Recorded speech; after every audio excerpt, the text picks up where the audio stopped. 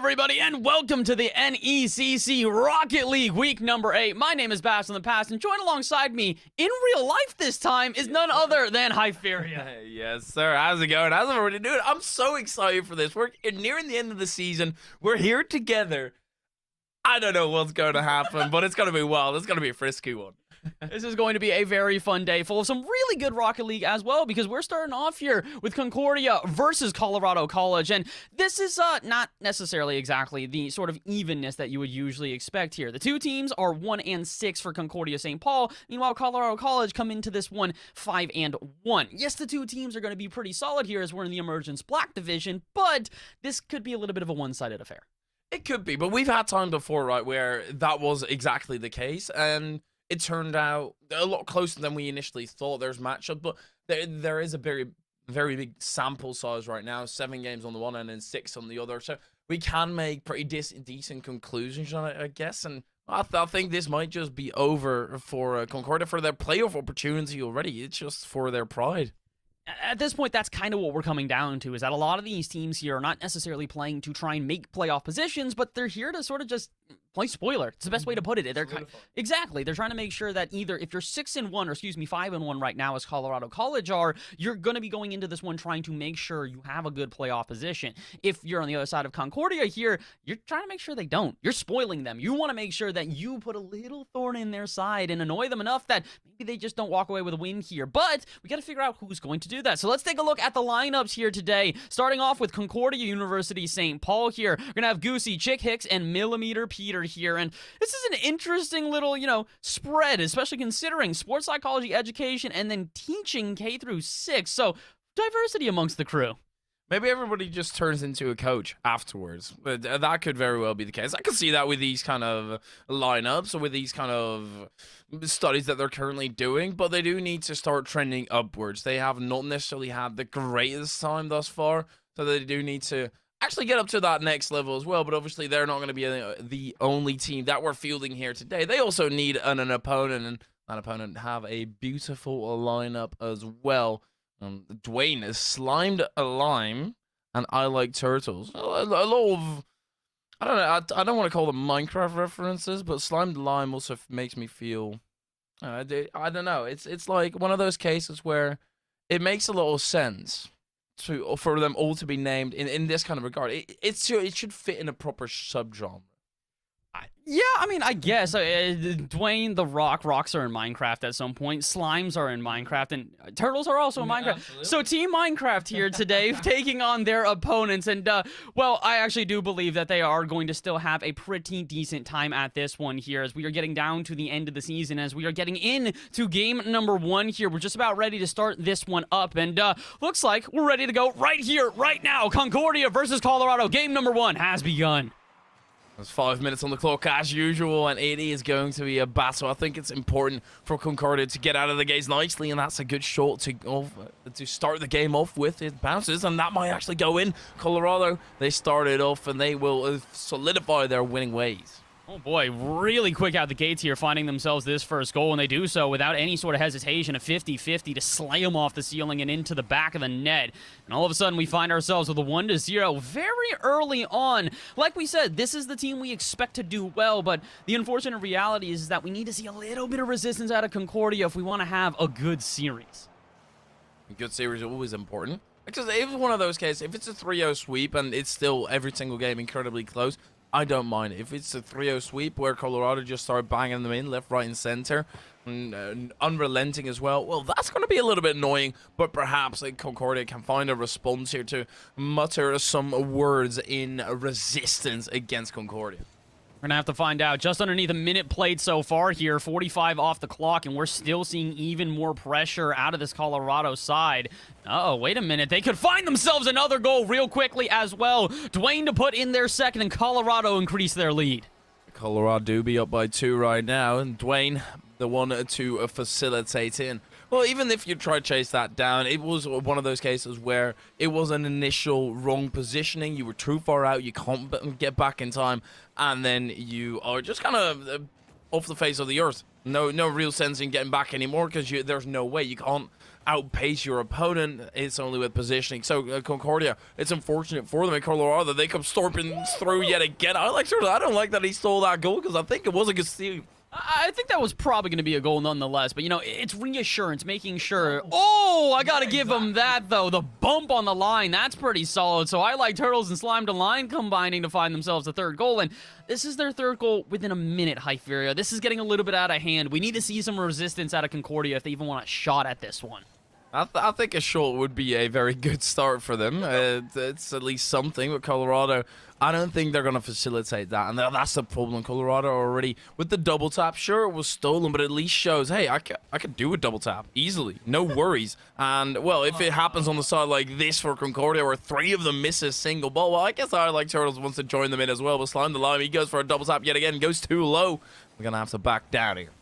Getting a little bit concerned right now. Not only are Concordia struggling to be able to get out towards midfield, but their defense are making touches like that, constantly playing across their own box, and it's leaving them extremely exposed. They're definitely starting to break down the pace of play. We're getting to a point where it's no longer as volatile on either side, but it doesn't feel like that means Concordia are necessarily getting the offense they need here. 3 minutes to go. Plenty of time for them to try and adjust this, but they really do need to start putting shots at least on target. The first one there, not really going to rattle anybody as the defense easily turns it away. And when you have those teams that are always amazing in the final minute, and you think this team really can be something, it's insane. And Concordia could be shaping up to be a team like that as well, where they don't necessarily like the first minute, but their last minute, that's their territory, but they have to make up ground time and time again, and usually that's incredibly hard. And Rocket League against Colorado, well, they still want to make their first half theirs. It will be swatted away by Concordia, and actually going down the field, they will. That's maybe what they have to play on those counterattacks, because it could work very well.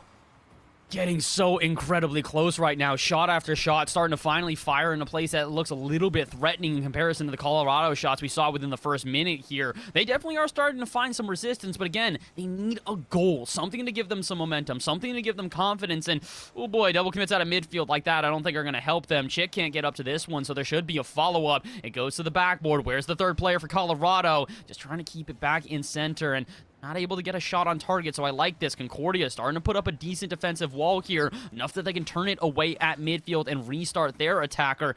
Maybe not. Slime to Lime going to send this one up high and off the backboard. Who is there? Shot on target, and that will also hit the back of the net. Dwayne to put in a fourth, and Colorado to further increase their lead. I think we are shown signs of life, at least on the side of Concordia. Now, of course, they've just been slapped in the face, but they're still standing. Their legs are not as wonky as one could think, considering that first minute, right? That first minute was detrimental for them, and they want to forget about that. But the rest of this game has been very decent. Colorado, they're a very strong side. You can't forget that either. Sure, you're 1-6, but, well, there we go, Chick Hicks. You give them a little peck on the cheek. That is, I mean, listen, it's a beautiful shot. This is great. Definitely not the goal you're supposed to be shooting against, though, if you're on the side of Colorado College. The good thing for them is that they've got plenty of time to recover, and honestly, they don't really need to. They've only got about 1:30 to actually hold on to this lead, and they'll take game number 1 outright here. It doesn't feel like Concordia are still getting those lethal shots that we're hoping for here, Hyperia. Yes, we're starting to see a little bit of resistance, but the unfortunate reality is that they need to start putting on shots that don't just sort of surprise the defense, but really make them uncomfortable and force them into compounding errors here, because that's what we talk about often. If you make that initial mistake, that's not the big issue. It's the mistakes that come afterwards, and for right now, Concordia, these double commits and these misses on defense are leaving them incredibly exposed. Hammering on where they leave a crack to make it as vulnerable as possible, and perhaps sneak through that crack a plethora of times. That's something that's going to be probably decided later, because Colorado, they will have finished the game if they score this. They still are not in a good position on the side of Concordia. Need to break away from this defensive end right now, but Colorado, they're still storming through, and they're getting rowdy. Those elbows are greased up, but Goosey is going to be loose and get it out to the side. Finally, some reprieve on the side of Concordia, but Colorado, they don't want to let up. They just want to find this game and make it theirs. They're trying their best to just finish this one outright here, and to be honest, I don't think they necessarily need another goal, but imagine the confidence they would run into game number 2 with if they were able to find that 5th goal. 20 seconds left, though. They're actually trying to avoid getting scored on themselves. Shot on target. Turtles, awkward position, and cannot make the save. Chick Hicks to put in a second, and all of a sudden, 20 seconds left. Hyperia, do you believe in miracles? Somewhat, yeah. Why not? Why would I not believe in it? fair enough. At this point here, we got to hope that they can continue with their miracles. 19 seconds left on the clock, and at this point, this kickoff, it's got to go basically perfect for Concordia. Well, perfect it didn't, but at least it goes down their end. And if they can remain in control, as long as they score above 1 second, because then technically you have infinite time, you do have to keep it up, but they're still hanging around in their own half, and I don't think this is going to be happening. Concordia unfortunately lose out that first game, but it is shaping up to be one of those ones where the initial minute was just dreadful, and the rest was actually a very, very decent back and forth here. This was a good game out of Concordia, but an even better one out of Colorado. They will take game number 1 here and do so, I'm not going to say in dominant fashion, but it was definitely a place where you can see this was a team that was in control. They understood how they wanted to play this game and continue to play pretty much comfortably the entire time, and I think that's what we keep on hinting at. Concordia, if you want to try and find a way through here, you need to start putting shots on target that make the defense uncomfortable. They are very, very prepared for almost everything being fired at them, and unless we see a change, I see Colorado taking this one in 3. Oh, absolutely. I think it's a very simple statement to be making. It might be harsh towards Concordia, but at the same time, if you're coming into here 1-6, you're not necessarily going to be, for one, confident, which is also a big problem for those first minutes, because it's always that confidence, and especially with a lot of stuff behind us right now, and a lot of players coming out, confidence is number 1 on the board. You need to have it. Well, Colorado, they certainly do. It's just Concordia, and they need a good start to catalyze it a little bit, to light that flame. I mean, beyond just they need to have a little bit of a catalyst here, they need game number 2. I don't see them making a reverse sweep here. If Concordia lose this one, I almost guarantee Colorado will take this series overall, and they're putting themselves a step further. Opening up the scoreline here is going to be slime to lime.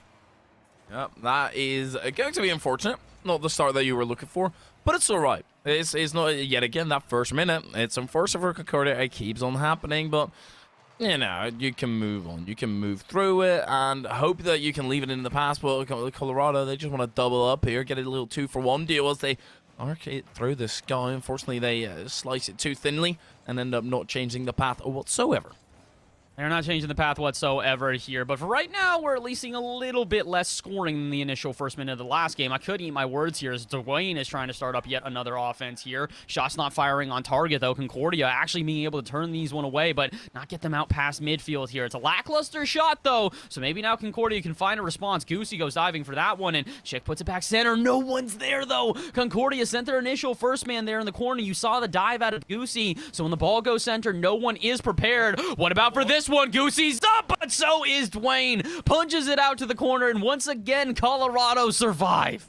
Well, only barely, though. They haven't survived fully. They're still trying to break through on the side of Concordia, but a big clear all the way over the top. That's going to land into the lap of Goosey, though. It's going to bring it and chug it out along the other end. Well, they do not tug hard enough. It's Colorado who get away with it. Well, Concordia, they just need to build another offense. That's right in front of the net. Dwayne scoring, and that's simple as that. Colorado, they do double up. Indeed, double up here, and they find themselves even more goals in their favor by the hand of who else but Dwayne. He's been the offensive powerhouse for this team so far, scoring 2 goals in the first game, and now finding themselves with their 3rd goal in the second. 90 seconds gone, though, not nearly as dominant out of Colorado here. Yes, they do have the lead, but we're starting to see Concordia actually start to build some offenses for themselves.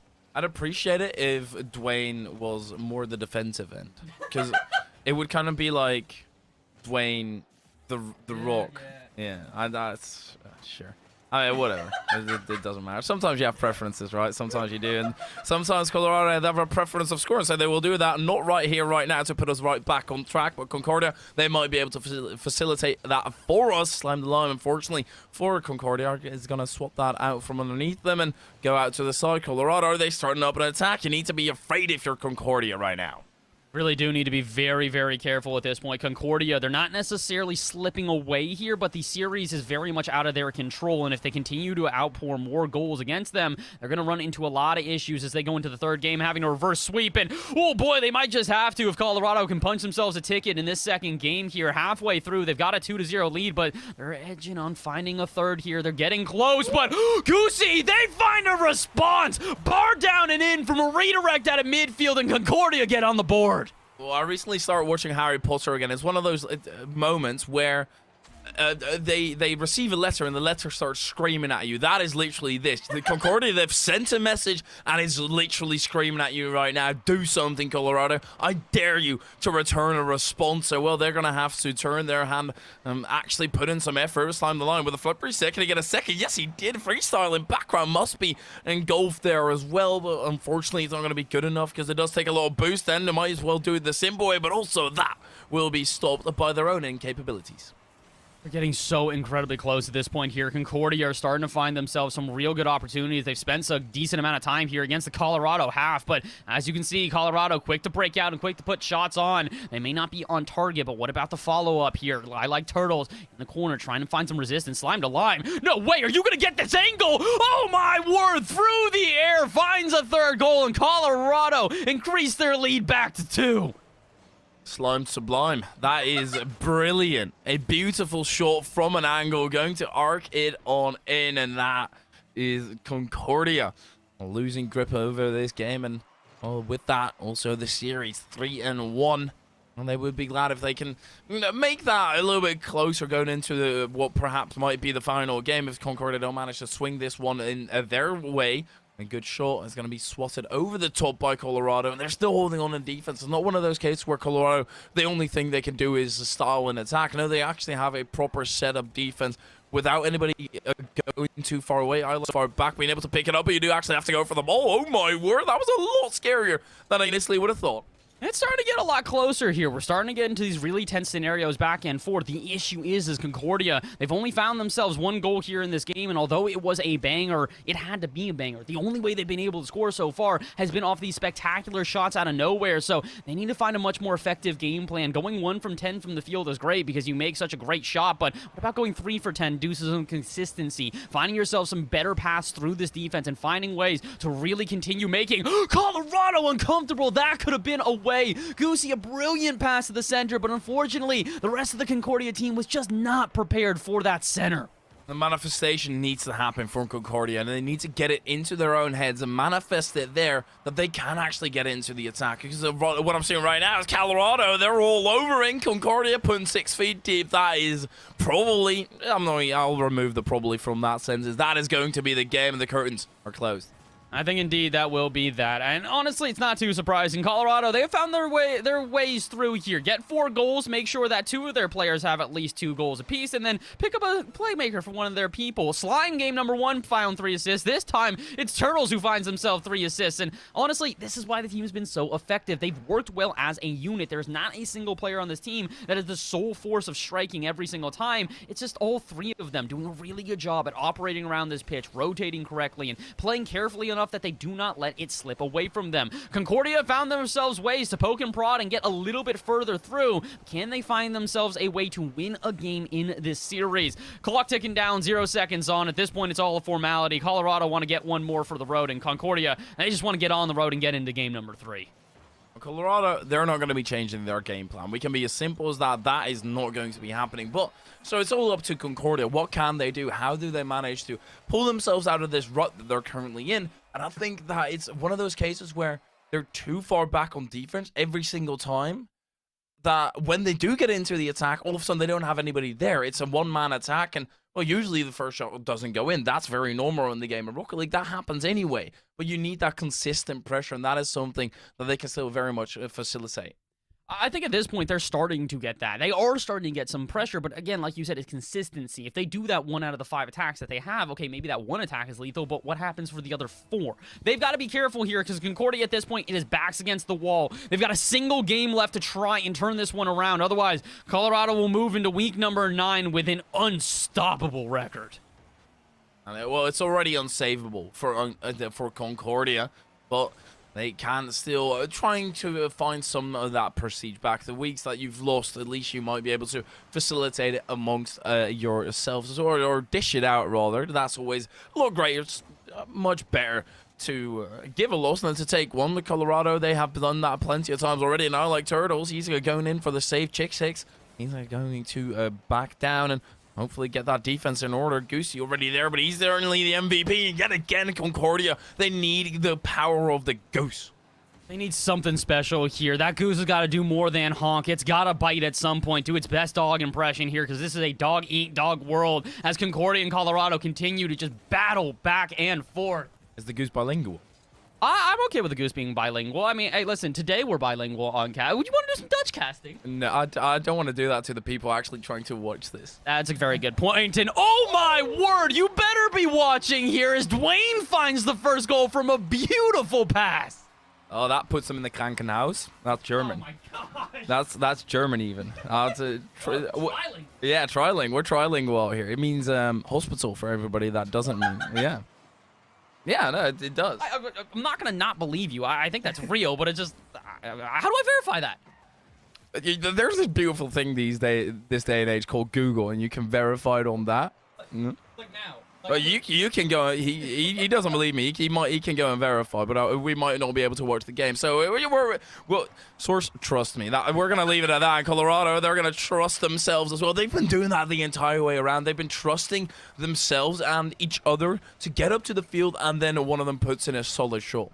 I gotta say, this is one of these things where we're starting to see Colorado both getting better and Concordia getting better, which makes this so much more disappointing that Colorado have not given Concordia a goal, or not, excuse me, a game so far here. They've put so much resistance that Concordia, despite finding good defensive plays like that, are still unfortunately not able to turn these games around. Speaking of turning it around, though, Concordia, you better be able to capitalize on plays like that. Colorado basically put it at their goal, but look at how no one comes in to resist. Eventually, though, they will find it. Triple commit in the corner. Colorado can't get it out, and Concordia respond. The Dungo in the corner was so weird by Colorado. Not what you expect out of them at all. But Concordia, they managed to press where it hurts, and Colorado, if they're hurting themselves, Concordia will very much like to help out already. 1-1 right now, and that's the best standing that Concordia has ever had for a long amount of time, except for the start of the game where it's 0-0. This is basically that, but very elaborate, and there's a lot of things that happened already. It's kind of like, I don't know, I was going to say something along the lines of kind of like history, a lot of stuff happened, but we're here right now. It doesn't matter. I realize I'm going absolutely nowhere with this, and well, Concordia, they do need to go somewhere. Yeah, they're starting to get somewhere here, and at this point, I can't really blame you for getting lost in the sauce here. It feels like both teams are doing the exact same thing, just booming it back and forth, looking for some sort of facilitation of an offense, but really not finding themselves any sort of way through here. The midfield battle really becoming incredibly prevalent as Dwayne tries to break that up. A good boomer into the corner, but oh, he does pick up that 100. I thought it got stolen away, but it looks like Colorado should have a decent amount of boost as this one goes back to their own end, but a demo's going to open up some space here. This is an open net, but Turtles, they backflip on the line. Dwayne puts the shot to the top left corner, though, and Colorado will still find the lead. He saves his teammates' graces. That very, very gallant of him. So it'll save I Like Turtles from the embarrassment of backflipping out of I don't want to call it a surefire goal by any stretch of the imagination. So it was still a very tough shot, and especially with zero boost, that's kind of what you have. You have the dead zone messing you up, and you panic. You miss the shot, but you don't miss the shot here, surely. Oh no, Colorado, another open net on Orion. That could have been the burial.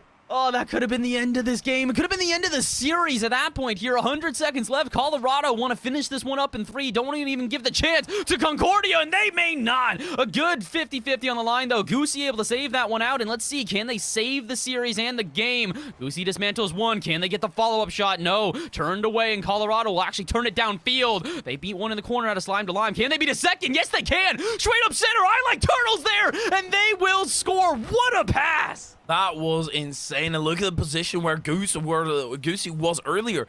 How he managed to get back to this was nutty to me. He didn't make the save, sure, but to even get a chance for Concordia to make the save, Colorado, they're just too nuts. They will walk all over and do a little salsa on top. Concordia, I don't think there's going to be much getting out of this match anymore. 1 minute 15 still on the clock, so I guess technically, especially with a double commit like that, you might just be able to move through the cracks, but the recovery by Colorado is way too good to actually use those opportunities, and you need to force it yourself, Goosey! I heard the cling in the distance. We're still going. We've still got a game on our hands here. Goosey finds themselves a second goal, and all of a sudden, with about a minute left here, Colorado are going to have to try and hold on. This has become a series, Hyperia. No longer was this a one-sided affair. Concordia is showing they still got life in them yet. That's exactly what they need to be shown right here, right now. Let's see if they can do that. Uh-oh, but not if they concede a goal off the bar and out, but not far enough. Goosey will find the equalizer, and with a minute to go, we could be going to overtime. Oh, they're starting to blush now on the other end. They don't know what's hit them. They're getting frazzled, and all of a sudden Concordia is showing up to give you a proper scrap. And it's time to get down into the mud, Colorado. Make sure that Concordia have no way to escape this sand and submit them to the pit. In Colorado, they've had Concordia stepping up to the plate, though, and they're going to try and do that again. Concordia moving down the right flank, slowly but surely eking closer to that orange score, to that yellow net, and they manage to make themselves secure. They're getting incredibly close at this point here. Colorado understand that they're letting this series slip away from them, so what they're doing now is they're trying to find themselves a way to finish this off. You need to play defense, but not if the shots go off target. Concordia find themselves a golden opportunity and let it turn to bronze. And with 20 seconds left, we might be going golden yet again. Golden goal scenario basically has arrived, but Concordia can avoid it if they can find a goal here, or maybe they'd find nothing here. I like Turtles find the shot off the bar. Where is the follow-up? Not going to be found. 10 seconds left. Colorado will keep on pushing. Can they find a shot? No such luck. Back out to midfield, and I think Goosey's just going to pop this one on target. Wait a minute. Someone's got to make the save. This is still there. Is anyone from Concordia there, though? No, it hits the ground, and we go to overtime. An incredibly important thing to notice there is that Concordia made one tiny mistake in the entirety rest of the game for those 20 seconds. Hold up. Wait a second. Dwayne, don't be silent on us now. Alex Turtle's still up in the air in Colorado. They will finish it 4-3 going into overtime. And what a slapper here. Off the ceiling they go and slime the lime to make sure that that manifestation is not going to happen except for their W. And they will take it. Colorado wrap us up in 3, avoid game number 4, and continue with their impressive record. Looked like for a second we might be getting a good back and forth, High Furia, but the unfortunate reality is that at the end of the day, there can only be one winners. And a team that came into this one 5-1, taking it, not too surprising. The bigger surprise, though, I would say, Concordia looking very solid in that game number 3. Yeah, but it's only game number 3, and that's the unfortunate part. You don't want to look solid for, well, 1/3 of the match, and even in the entirety, what I was going to say, but couldn't even finish because they started styling, is that they had more of those one-offs. They couldn't necessarily find that sustained pressure, and if there was a single error, that sure might have not been great, they would have figured it out rather easily on the side of Colorado, or if the side of Colorado. And in Concordia, they struggled and sent themselves into a tizzy for about 30 seconds, right, trying to get out. The unfortunate thing is that the comfort seemed a lot more in the side of Colorado. They were by far more comfortable moving both on offense and defense, and while we did see these miraculous plays out of Concordia occasionally, it wasn't as consistent. It wasn't as often that we were seeing the things that we were seeing out of Colorado throughout that game. So, unfortunately, they're going to probably not make playoffs. Concordia look really good here, but considering we've only got about a week left, they don't really have enough time to turn around their season. But for Colorado, good luck to you guys. I can't wait to see what you guys do in playoffs, and I can't wait to see you beautiful faces in just a little while. We're going to take a quick little break, but when we return, we will have our second matchup of the night. You are not going to want to miss it. It is more in-person casting. There's more Bash of the Past and more High Furia when we return. See you real soon.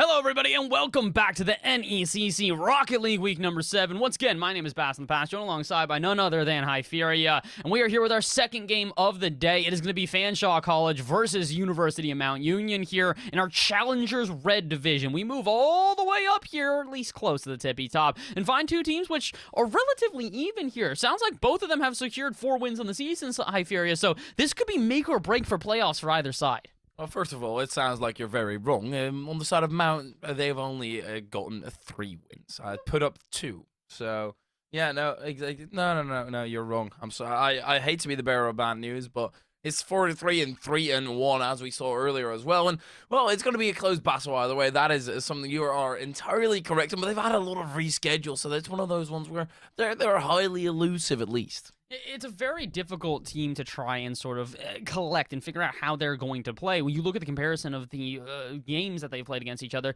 very similar results here. Both teams taking wins over Northwood Black in a 3-1 fashion here. In addition to that, you also can see a couple other close games out of OTSU, a 3-0 from Mount Union versus the other side from Fanshawe. They also 3-0 them 2 weeks ago. So it's one of these things where both sides are very capable. It's proven that they have the ability. It's how do they show up on the day, though, because like we said, we're close to playoffs. We've got a single week left after this exact week here, so this is going to be make or break for these teams, and if they're not able to get a win at this point, it might literally kick them out of playoffs.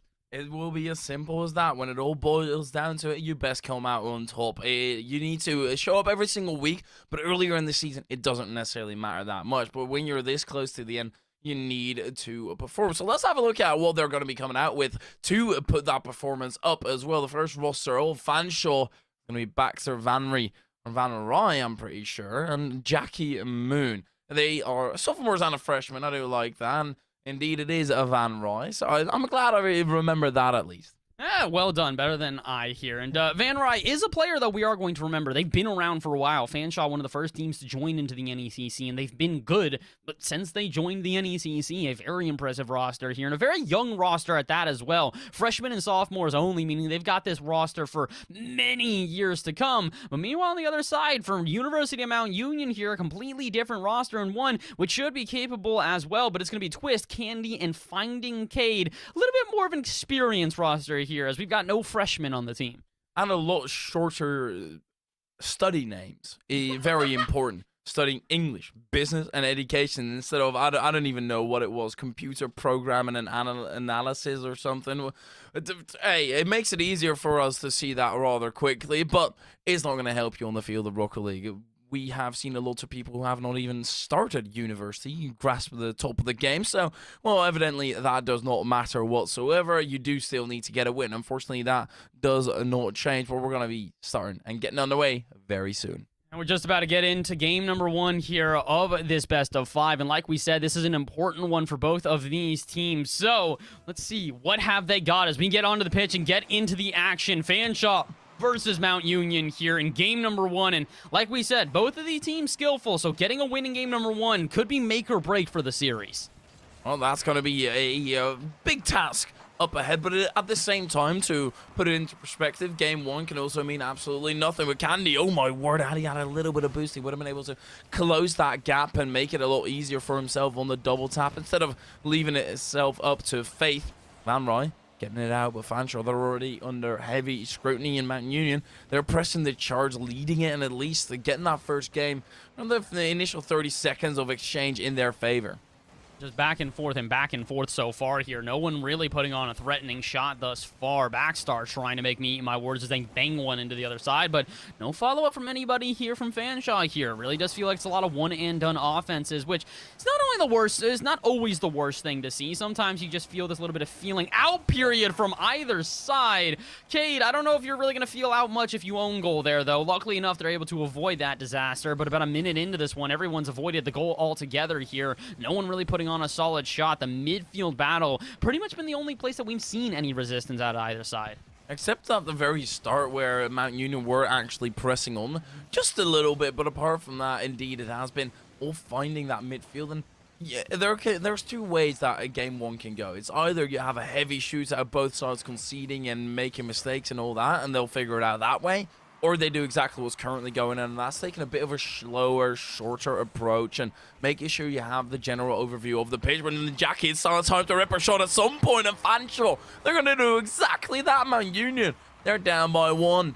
They find themselves down not too early in this game, but definitely at a critical point. The first goal being found here is really going to set the tone for the rest of game number 1. The fact that Fanshawe have been the ones to do so from a goal like that means Mount Union need to find a quick response. 3.5 minutes remaining, plenty of time for them to do so, and maybe they don't even need that amount of time. Off the bar and out, a ripper on target, and follow-up, not as much of a ripper there. Finding Cade not really able to find much resistance from the side there. But Fanshawe, they look comfortable right now, but how comfortable are they here as Mount Union really start to put on the pressure and start to develop even greater attacks? They're putting the screws through them right now, and, well, Fanshawe, they are at least having the first blow. It landed. Mount Union, they are looking to come back, and Mount Union, they have been in the attacking end more than Fanshawe, so at least they've got that going for them. They don't necessarily have the same accuracy, though. Fanshawe being brilliant on the conversion. Mount Union, it's their time to start an offense, currently in the other side, and Jackie Moon, that's going to be a good pinch all the way out and giving them Fanshawe so much reprieve, so much of a relief of pressure. And Mount Union, they got to start it right back up, but they give the ball away. Do give the ball away here, and that's kind of what we've been seeing is back and forth. The possessions have just kind of been trading on either side here. Wait a minute, that's open. Is that going in? Fanshawe find themselves their second goal, increase their lead. Van Rij just finds this out from midfield. What happened to the defense? It's separated into thin air or something. I have evaporated, and probably a good word as well. I don't really know. They were not there. Mount Union left it completely undefended. That allows Fanshawe to put in the second. Lethality is great on the side of Fanshawe, and they're even starting to whip out the musties. Hello. Okay, I thought this was supposed to be a close game back and forth. When all of a sudden did Fanshawe find enough confidence to believe they're going to take this one in 3? They're going for some rather intricate shots, and here's why you got to be careful. That one just a little bit off target, but Mount Union is not a team you want to start getting experimental against. We talk about this often in Hyperia, fundamentals, and right now, as much as Fanshawe do have the lead, they start to break off, and these little bit of rotational differences start making some more intricate shots. It could leave the door open for Mount Union to find a response, and did they find a response right here? Moving into the other half rather effectively. Twist got a touch in the corner here, puts it down center. Where's the follow-up? It's on target, and Candy finds the first for Mount Union. He'll take you to the candy shop, and Twist there to facilitate the broad walk for it, putting out the red carpet, and that's a beauty of a shot. Twist and Candy making sure that Mount Union actually have a chance back into this match yet again. It's only game number 1, but it's been heavily fought over, and Fanshawe, they want to dish out at the other end directly and make sure they find that safety net again. Good demo to open up. Baxter, he might be able to pass that off, lob it into the box, but it's only going to be at the very close end of the goal. You're not going to be able to slice that angle. Unfortunately, at this point here, we're starting to see a lot of this. Fanshawe going for some rather intricate passing plays to the center, or at least passing plays that will threaten the Mount Union side, but they're doing so at the risk of leaving themselves exposed on the other end. And indeed, they will be exposed for the second time in this game. Twist to tie us up. The pinch not going correctly, not going greatly, and that is an icy shot as well. Twist arcing it all in. Basically the soccer or the football equivalent of having it roll on the rink for a long amount of time, and then in the end it will trickle on down to the center and hit every part of the woodwork. But Fanshawe, they don't necessarily care about the woodwork, put it on target. But Candy still there to defend it. Van Rij now down the side, yet again that left flank getting attacked. Fanshawe, they do like they have a preferred side, I feel like, and that's the left side. But it's not coming to fruition in Mount Union. They very much just go straight down the center. Whip it out to the right does Twist, though. Do whip it out to the right here, but can they whip it back center and find themselves another goal? It would be a 3-goal swing at this point here. The first 2 from Fanshawe, and it was looking like they were not only going to win this game, but run away with it. They still could. Some more shots being put on target here, some more pressure being put on, but can they find themselves a way to close it out before the end of regulation? Well, this could be it. Twist gonna get that one on target after Candy perfectly centers it up. With 10 seconds left, they don't have a lot of time to waste, and they don't have many more shots to put on target. Jackie actually instead might give the final offense to Fanshawe. No such luck, and 2 players up off the backboard. Where's the follow-up? Twist has an open net, and Mount Union on 0 seconds will take game number 1. Oh my, what happened here? Finding Cade faking out 2 players, and that's the a word we were saying already so many times earlier. One shot doesn't work. You will get absolutely clobbered if you only have one shot. Back down, go for a second one. What works is putting one close to the goal, make everybody panic, just like you saw right now, and then putting in the second shot when the entire defense has already evacuated. So incredibly smartly done there. They do need to move on because Mount Union, even though they won the game, it didn't necessarily look as if they had their back end covered the entire way through.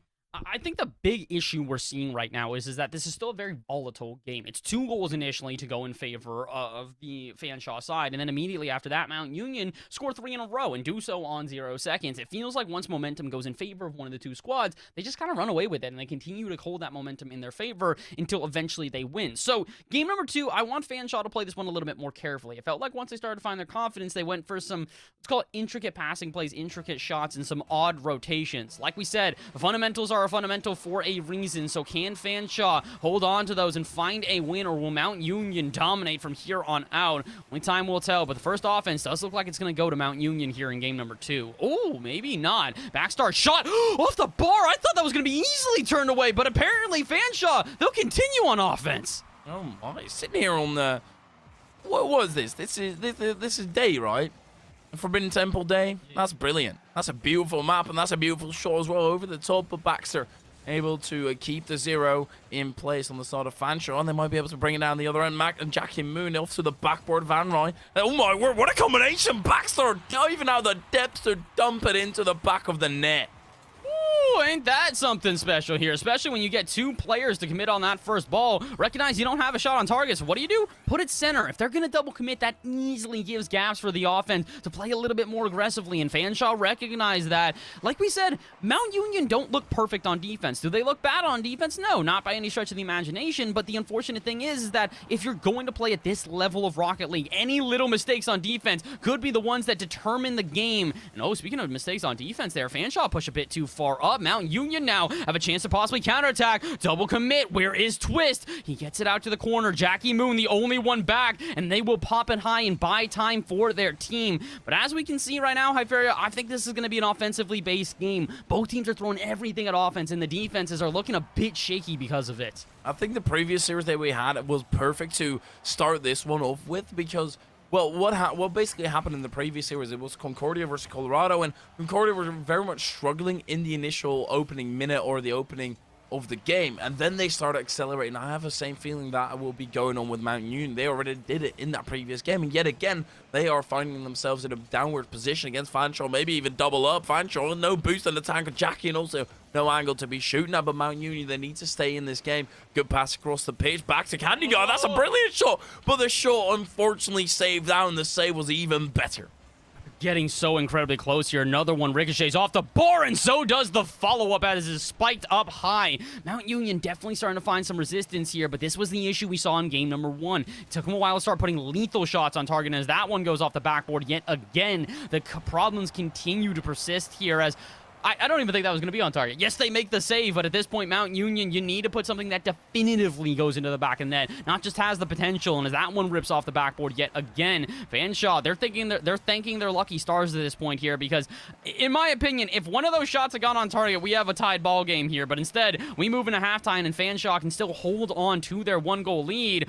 Maybe not. This is an opening here as Backstar not in a comfortable position, but they still make the 50-50. And we do cross the halfway point as it's still Fanshawe with a 2-goal lead now. A second one to go in from Jackie Moon. The first shot, dreadful, absolutely horrid if you count it as a shot.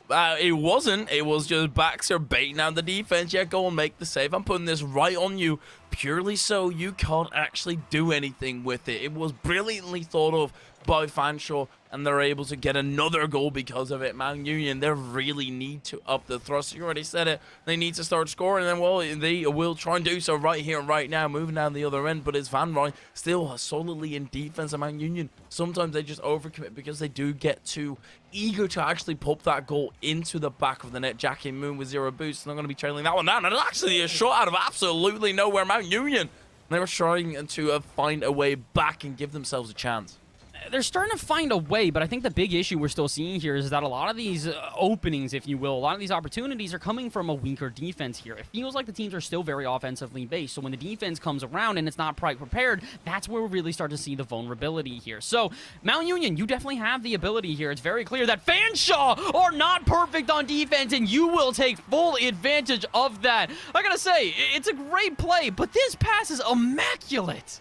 That's what Mount Union have been doing the entire way through already. Their passing plays have been insane. They've been linking up like nobody's business. I'm fine sure they haven't put a stop to it, but it was usually that ending shot that was not up to par with the rest of the play, thus not getting themselves a goal, and you still are down by 1 on the side of Mount Union. Even after that immaculate play, it doesn't count for 2, even if you did it with 3 players. I'm fine sure they still have 1 minute 18 to try and hold on Mount Union. They're pressing the charges, though. They're not going to be going for a pass here. Finding Cade just goes for a shot directly. It's hanging in the midfield. Nobody there to close the gap. Jackie Moon will finally arrive, rips a shot from distance. It's a really good 50-50 from Twist as well, because all of a sudden it's going to lead to some offensive pressure. Brilliant touch on the line to keep that one out, but can they do it again? Mount Union feeling the pressure here as we get into the final minute of play, and they need to find some sort of resistance here. That's another really good passing play. Twist tries to read that off the backboard as well as, again, Mount Union continuing to show themselves as the stronger team when it comes to their linking up as a squad. Yes, maybe Fanshawe have a couple of players with some better mechanics, but can you battle this one out? This feels like, as much as not to, hark on the past, this feels like this weekend for Rocket League. RLCS, basically G2 working as a unit. Meanwhile, you've got the offensive masterminds from Queso. Which one wins out here? It could have gone either way, and it can go either way in this series, especially if Fanshawe can close it out. But with just underneath the 20 seconds to go here, Mount Union are not giving up, High Fury. They still have a chance. They both have their individual playstyles, which makes for such an interesting match. But it's not interesting if Fanshawe just wins it outright and we don't go to overtime, right? So let's just have that Mount Union. They're trying to provide that forward pass over to the mid, but that's going to be blocked by Fanshawe. The turn-in is going to be awkward, but Twist manages to keep it off the ground for now. At least puts it up far forward, but Fanshawe, they manage to stomp it into the ground and make sure that they find themselves a win in game number 1. Find themselves a game and do so to even out this series at this point here. Mount Union finding themselves a good turnaround in game 1, but Fanshawe find themselves a way to hold on in game 2. The big difference, because Fanshawe, they got 2 goals in game 1 and then just completely let the game get away from them here. Now in game number 2, they reestablish themselves. They show themselves as a strong squad. Question is can they do that throughout the rest of this? Because it still feels volatile, very back and forth. I have no idea who's winning the series, and to be honest, I don't think either team does either yet. I don't want to know. I don't want to. You don't want a spoiler of a show. You want to see. You want to figure out along the way as we all go on. But there are certain factors at play, absolutely, that that you could very much mark as a favorite because they have that trait. Fanshawe, they have got the team play. They know how to play slow, and then they know how to capitalize upon mistakes. Mount Union, they've also got that team play, but they'd like to do it more in a pop-off regard. But the final shot has not necessarily been working for them, but they do have it as an opportunity. So both sides, there's certainly something to be said about it. Now it's just to speak it for yourself on the pitch. Let's see, can they yell louder than their opponents? Who's going to get more energetic? Who's going to get more into the game? And can they find themselves that early goal? Mount Union finding themselves some really solid early offense, but can't do much with it. Uh-oh, and Twist is overextended. Fanshawe catch Mount Union creeping a bit too far off their half, and it will cost them. Twist like Oliver, you ask for too much, and well, it's not going to be ending great. Unfortunately, sneaking up too far to the pitch there and not necessarily getting what he was looking for either. He wants to connect in that rotation, wanted to facilitate the attack, but it's tiny misread of the current standings in the attack of Mount Union. But hold up, a double tap. Oh, it's off the crossbar. That could have been nice. Still another shot coming through, and Twist does it with a bouncer, makes up for his creeping up, and well, he does it exactly by doing the same. Rinse and repeat, creep up again. Hey, listen, man, every once in a while, if it works out, it works out. And for a team, when you get yourself, that one play, it's a little bit risky, it doesn't work out, you get a bit mad. You get ready, you get angry. That fire underneath you gets lit, and I think that's what's happening for Mount Union here. They're finding themselves more resistance, so can they find themselves a way to win this third game and really turn around the series? I'd like to hope so, but again, it's not up to us. It's up to the defense. Wait a minute, that's off the bar. Fanshawe almost find themselves a completely open net, and Mount Union, I get it, your offense is looking solid. That does not mean abandon defense. It certainly doesn't, but it does make for an interesting game. Yet again. Well, we were talking about unabounding defense. Luckily, they've still got something that never leaves, and that's the woodwork. It will always stay in its position. Fanshawe, Jackie Moo making everybody awkward. Fanshawe, they can't break through, though. Manboy even was up in the vicinity. Now it's Twist needing to punch a hole, puncture the defense of Fanshawe, which is not, unfortunately, managing to. I'll say, unfortunately, that is speaking for their respective sides. Anything that happens to Fanshawe is obviously unfortunate for Mount Union and vice versa as well. And this is very fortunate for Mount Union being able to break out and actually fake out as well. That would have been something spectacular. The issue for Mount Union there is I don't think they communicated that effectively. The fake was brilliant, but they had a second player up for it. So if you're going to fake low, make sure you have someone on the ground ready to rip off a shot as the follow-up here. And, well, no follow-up will be found. They'll at least keep it on the half, though. Mount Union put on the pressure. That shot goes off target from Twist, but where's the following up from finding Cade? It is nowhere to be found. Candy actually the one on the back half who just plays it a little bit patiently. Maybe a bit too patient here. They got to try and keep this pressure up, find themselves another response as we can get down to halftime, and Fanshawe seem to have their own response as well. They're marching into offense here, and Candy not able to really go far with this one. A lot of 50-50s being thrown around here as Fanshawe diving out at midfield. Again, volatility still feels like it's an all-time high. We may be in game number 3, but it still feels like we're a little bit in that feeling out period that you normally see in game number 1. I guess it's a rinse and repeat every single game. They got to feel each other out because as soon as one of the teams start popping and being able to use their particular playstyle properly, efficiently, that game is going to be curtains either way. You're going to be out. So every single time you try for that opportunity of, hey, maybe this gives us the space, but if everybody gives each other space, well, nobody really will be able to force their playstyle upon their opponent unless the playstyle is exactly that, making your opponent wait. For Mount Union, they do not want to wait around anymore. They actually, damn, on the back board, they can't wait around. They need to hurry back, but nobody has got the legs on them. Nobody close enough, and Van Roy is going to get the favor in their side. I gotta say, this is all Van Rye as well. It's completely his reasoning here. He gets that demo on the back end, and that is enough to completely open it up. So I'm glad he gets credited with the goal there, and I'm glad that Fanshawe are showing themselves a little bit more consistency here in game number 3. It's not perfect play, but at the same time, we don't need them to play perfectly. If they want to try and send all of their cards into offense, their defense may not necessarily need to be as on par if they can just control this midfield, and they're doing that on repeat. Fanshawe not letting Mount Union out of their half, and it's because of plays like that. Drop down pass to Van Rye, almost able to get put on target here, but 90 seconds to go. They do need to be careful. Good interruption from Van Rye will at least turn that offense away, but for how long? Mount Union starting to mount up a very solid attack. You need to pick one of those picks. You can't just go around and hoping that everybody walks into your store and still will keep on buying things if the quality is not great. So Mount Union, they need to make their quality great, and that goes into the shots. They need to up those shots and actually make it a higher accuracy as they do that right now. But yet again, it's slightly wide. Jackie Moon was caught off guard with the rotation and didn't really have too many places to go to. But unfortunately for him, the exact place that he wanted to go to was where the shot was. Shot was there, but can they find some more to add on to it? 45 seconds left, and Mount Union are definitely starting to find themselves more time spent on this Fanshawe half. But again, it's not about putting on an initial good shot. It's about keeping up the pressure until you find a crack in the defense. As we've stated multiple times, the defense is not always prepared, so can you take advantage? Fanshawe not able to take advantage of that one there. Mount Union, a dropper low, probably left them exposed, and same with a pass out to midfield, but it seems like Fanshawe don't want to try and overextend their hand here. I don't really blame them, because with 15 seconds left and the lead, they don't need another goal at this point, Hyperia. All they have to do is hold on. Well, hold on is the name of the game, and that might be so much easier for Fanshawe if they actually get this goal. They're currently in attack. Mount Union needs to hold off and actually move the ball across the pitch straight down the center. There we go. Back to his own backboard. Does he have to boost the trailer down? It's going to bounce downwards, and Fanshawe, they will take the game yet again. Looking solid, looking very consistent. They're looking extremely consistent, and that's a big difference, I would say, at this point here, is that Fanshawe don't necessarily look as uncomfortable as game number 1. Yes, their defense in certain places does leave some gaps, but they're quick, and that's the big thing, is that when they get back to the defense, when they're quick enough to get there and really make up for those gaps, that's where everything goes right. So at this point here, I would say it's really more on Mount Union. They need to make some adjustments. If they make the adjustments, this series is still within reach. If they continue to play this volatility, I don't know what the word is, whatever word.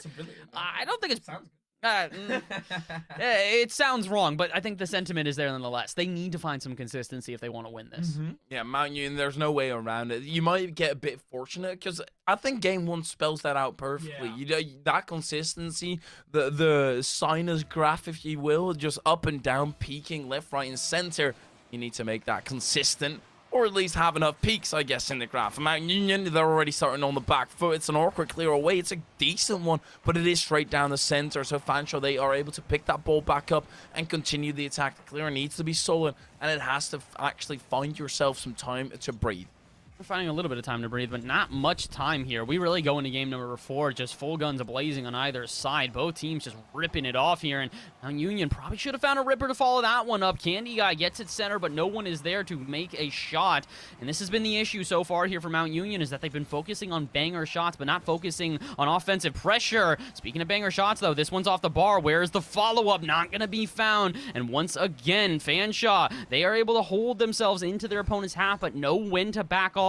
Notice how 2 of their players are all the way into their own half. So I think Fanshawe, they're starting to find their rotation. And I fear you, if Mount Union don't find one to counter it, this series could be over. There have been a few touches already on the side of Mount Union that I let slide. I wanted to keep it in the past, but because it's still persistent, it's a very consistent part of their gameplay. Not the one you want to see, but Candy Guy carries it all the way down the field, gets stopped at the goal line. They're still not done just yet, but Mount Union, they have a few odd touches, and that's usually because they try and go for the pop-off play, or at least for a immaculate touch. They find a, well, where it's a case of if you don't get an immaculate touch, it's going to be a detrimental one. There's no in between, and unfortunately, they don't necessarily have the consistency to find those immaculate touches, thus facilitating themselves with detrimental touches instead. Oh, hold up. Oh, never mind. Okay, they find themselves something here. Mount Union find an open net, but I'm a bit confused. What happened here? The defense has been so prepared. Van Rij just misses a 50-50 out of midfield. Honestly, that's got to hurt if you're on the side here of Fanshawe.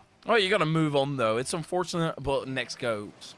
We're going to have to find out. GG go next here as we get into the next kickoff. And honestly, last time this happened, though, Fanshawe, they found a fire lit underneath them. They really started seeing the light at the end of the tunnel and started chugging along towards it at Mach 7 speed. So can Mount Union maybe avoid that this time with the way that Backstar is getting these 50-50s? I would think not. But if they can find a redirect out of midfield, maybe Mount Union can find a way to actually increase their lead. Jackie Moon trying to take that away, though. 3 minutes to go here in Fanshawe. Definitely moving a bit quicker around the pitch. It does seem like something has been lit for them.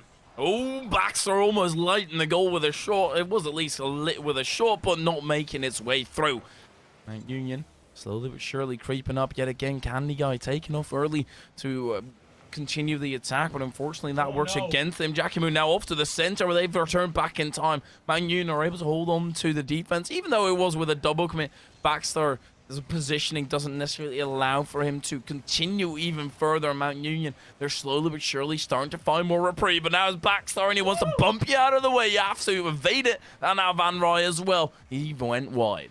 They're trying their best here. They're getting some more resistance. They're starting to find some solid shots. But again, it doesn't matter if you have those solid shots if you can't keep up the pressure and find a weakness in the defense here. Mount Union are a lot more prepared this time. We asked for them to make some rotational changes, and they have done more than just that. They've adapted beautifully and made saves like that along the way. Candy to keep this one out. And with 2 minutes to go, they may have to do that a couple more times. Those spectacular plays that we've been talking about really are going to need to become commonplace here. That risk factor, something they need to calculate oh so perfectly. And speaking of risk factor here, no one from Fanshawe wants to go up to this one. They recognize Candy is just going to dump this out to midfield, and they'll be able to continue with their attack. With 100 seconds left, how many more attacks do they have, though, Hyperia? The clock is ticking against them, and if Fanshawe give up this one, we head to game number 5 to determine it all. It's important for Mount Union not to overstep their bounds and continue with heavy attacking, because they don't need to anymore.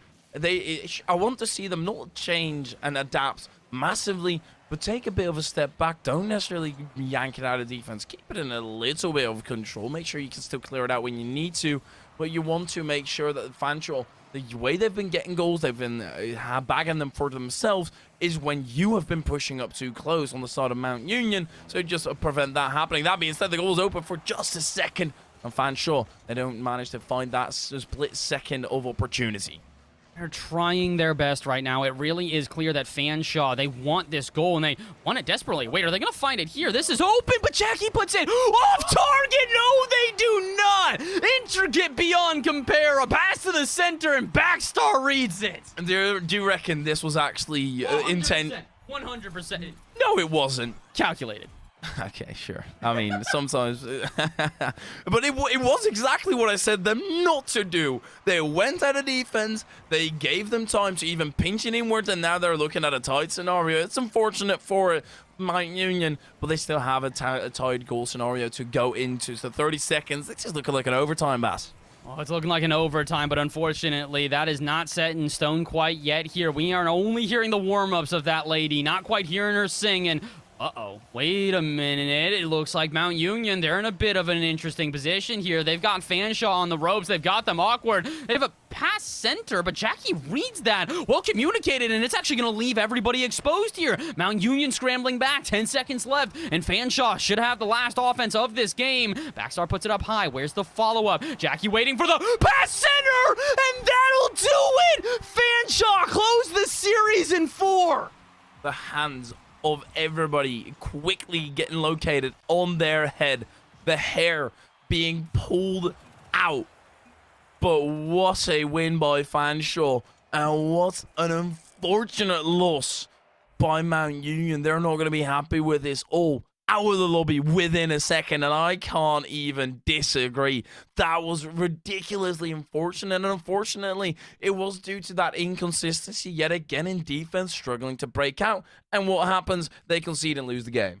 And we were warning about this as well. We were saying, please don't overextend at this point. Just focus on playing defense. Focus on getting to the next game. And they started getting eager. They didn't think that one goal was enough, so they started to find another one. Give up that goal. They get more eager because all of a sudden they've realized they've given up that lead, so they want to try and get it back. And what's the story called again? What? Something like Icarus, I think it was. Yeah, exactly. Overzealous, man. It's what it is, and it's an unfortunate reality that the team has now got to face for the rest of their season here. Because, like we said, two very good teams, but for Mount Union at this point, this is going to make their chances of playoffs a little bit slimmer. So they got to try and bounce back next week, I fear. At this point, it is do or die. This team needs a rebound. Absolutely, you have to get that going right here, right now. And, well, just as Icarus flying close to something, we are also flying dangerously close towards that break. But we do have another banger matchup ready for you right after this one. It was Center College versus East Carolina University Black. Some proper records going into this, and it will be a scrap and a half. Don't want to miss this. Make sure to stay tuned. See you back in a little bit.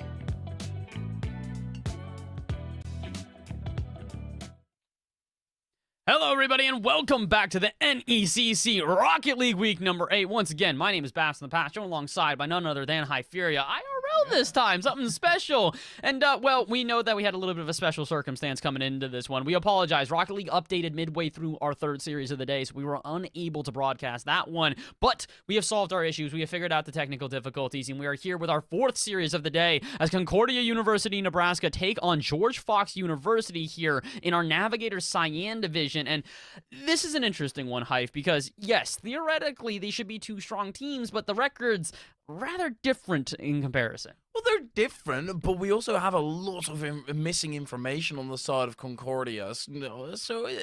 Yes, it's not necessarily looking great for them. They're coming into this with a 2-2 record, while they oppose a 5-1 record on the side of George Fox. Yeah, they're balling out here. They're 5-1.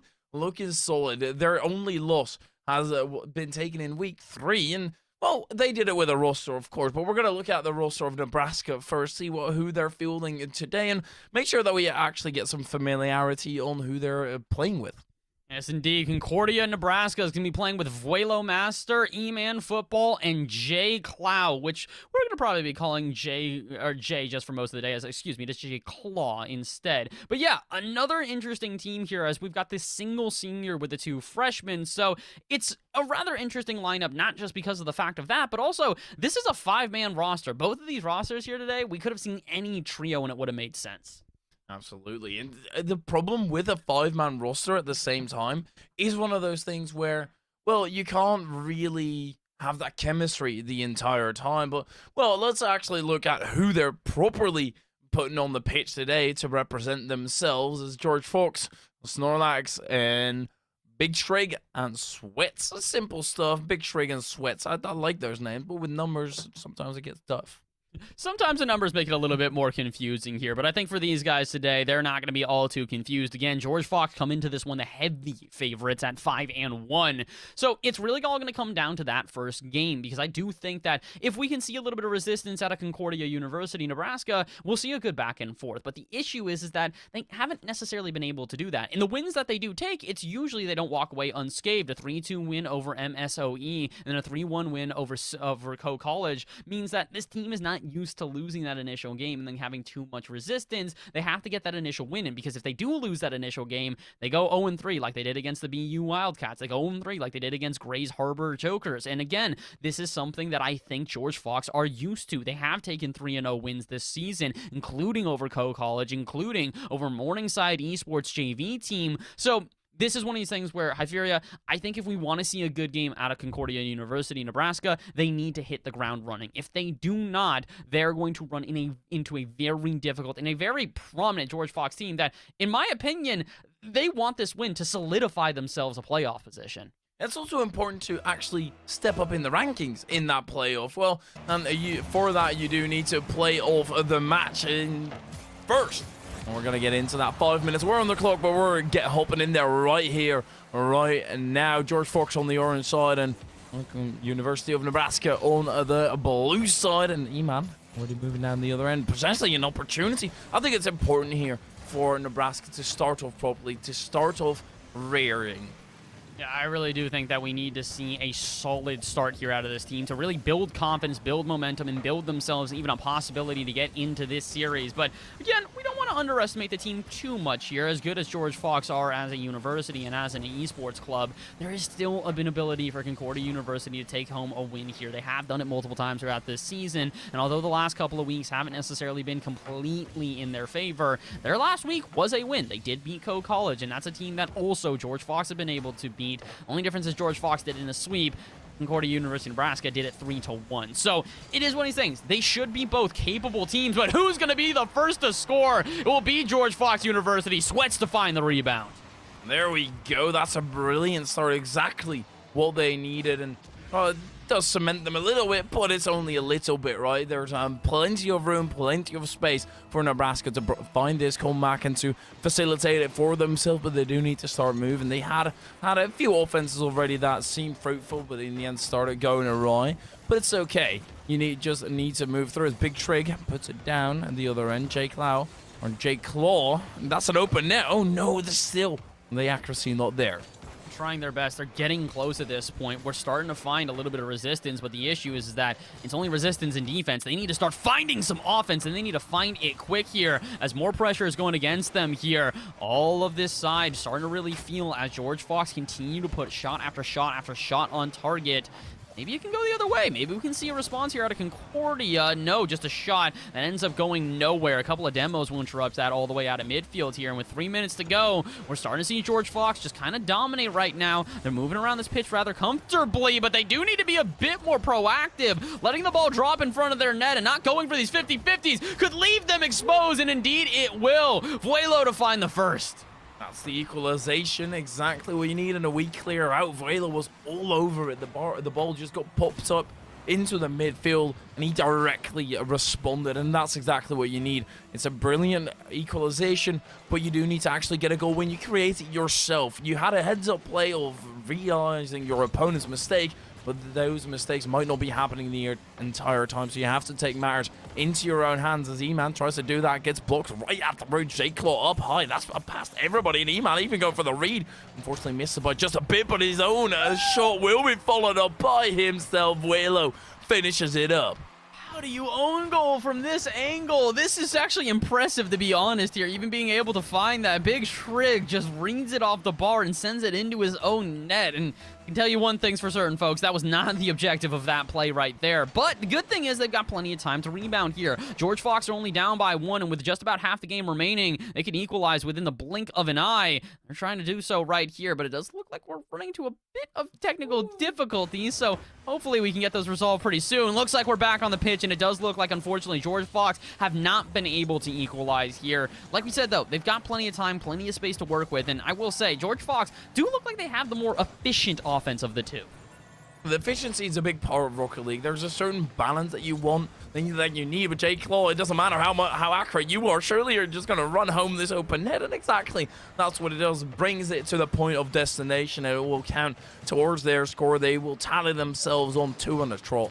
I'm a bit confused right now. This is a team that I expected to do rather well, and then all of a sudden we're seeing them really struggle to hold on to a good defense here. George Fox playing rather sporadically, and I think it's leaving them exposed for places where Concordia can easily find a way through. The unfortunate thing for them, though, is that Concordia have not found themselves a solid win quite yet. They've still got 2 minutes to go, and considering George Fox are getting close to finding another goal like they do right here, they are still not out of the woods yet. 2-3 as George Fox find a response. A second of uncomfortability in the defense, and yet again they managed to capitalize upon that mistake. That's been their game plan, capitalize upon mistake. But my point still stands. You need to facilitate yourself continuously with those offenses. They've got 2 minutes to try and get that. J-Claw is going to get taken out of the game entirely. Sweats blocked off right at the roots.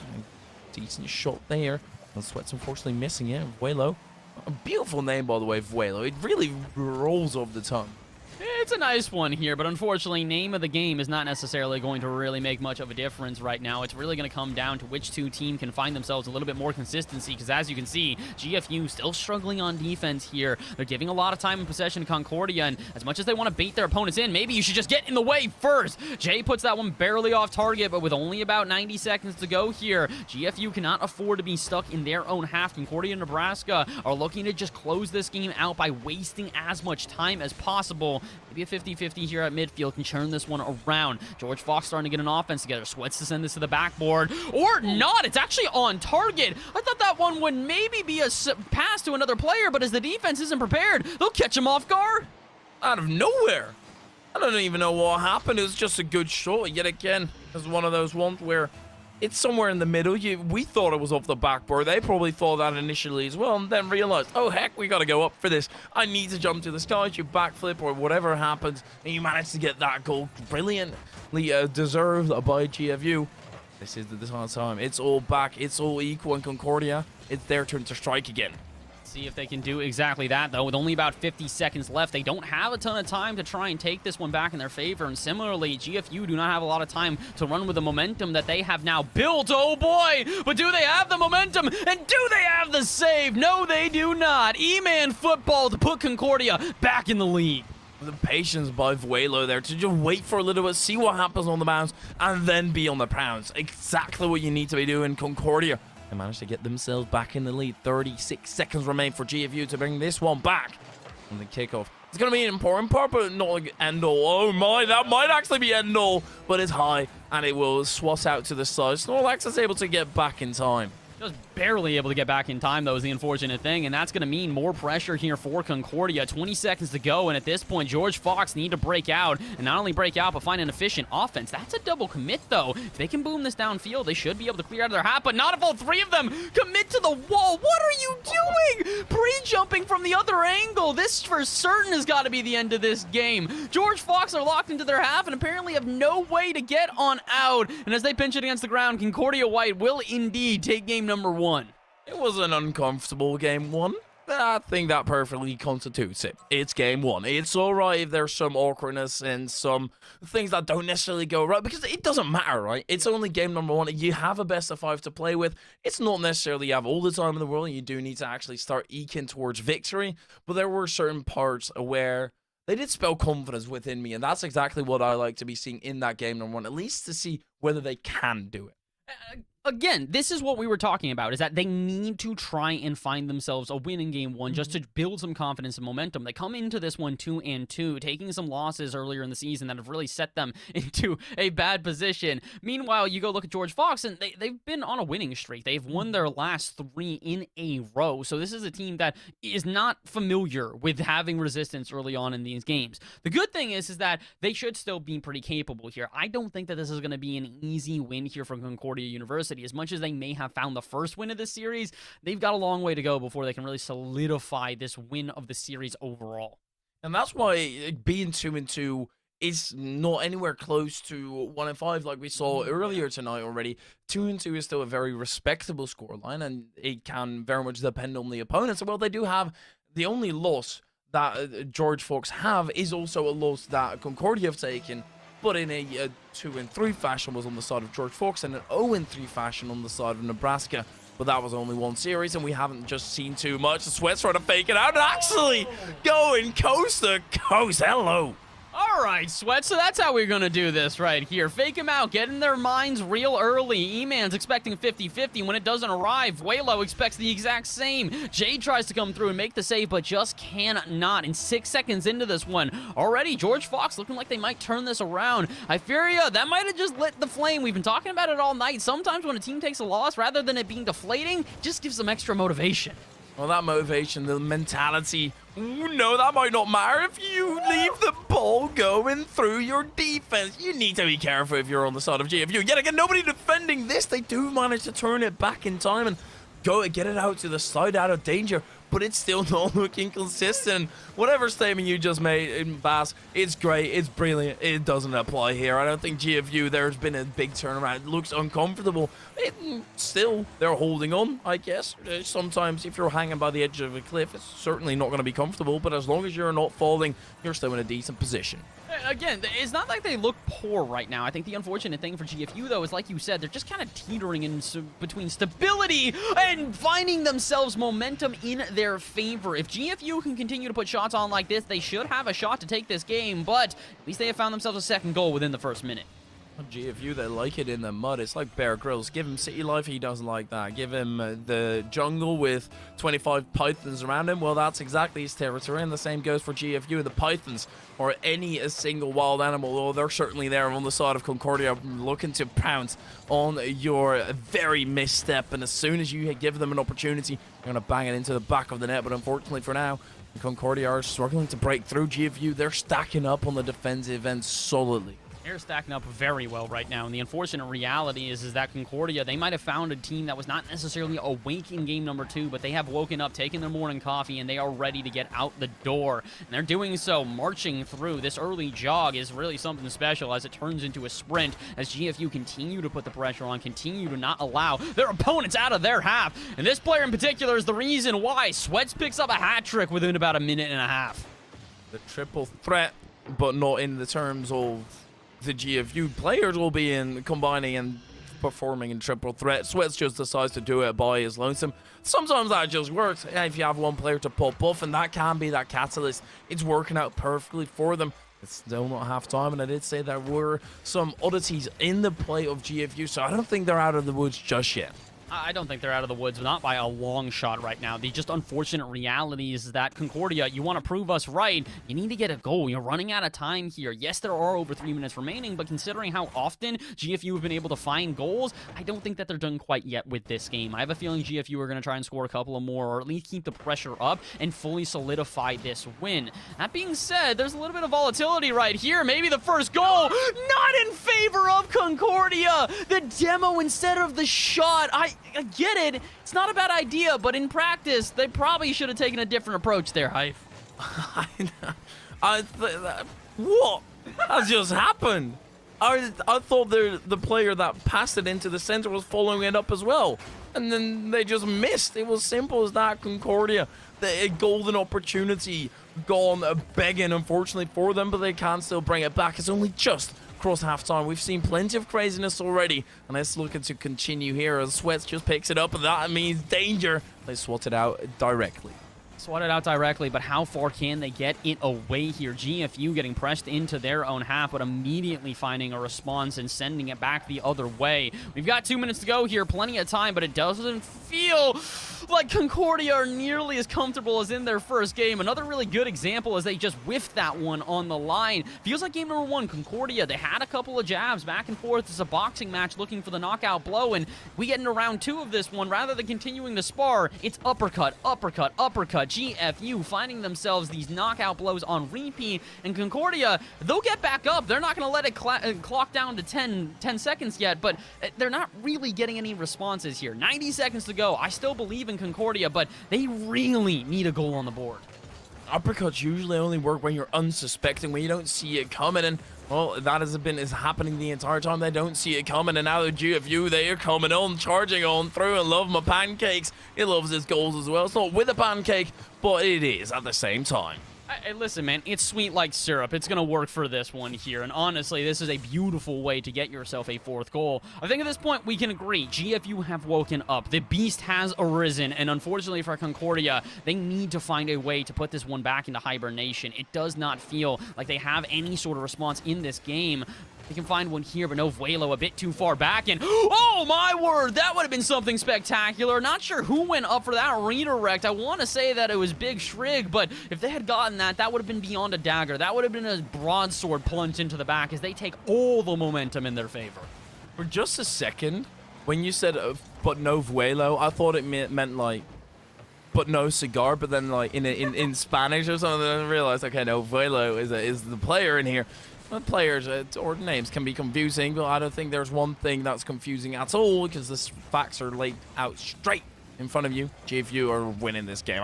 There's not any doubt in my mind.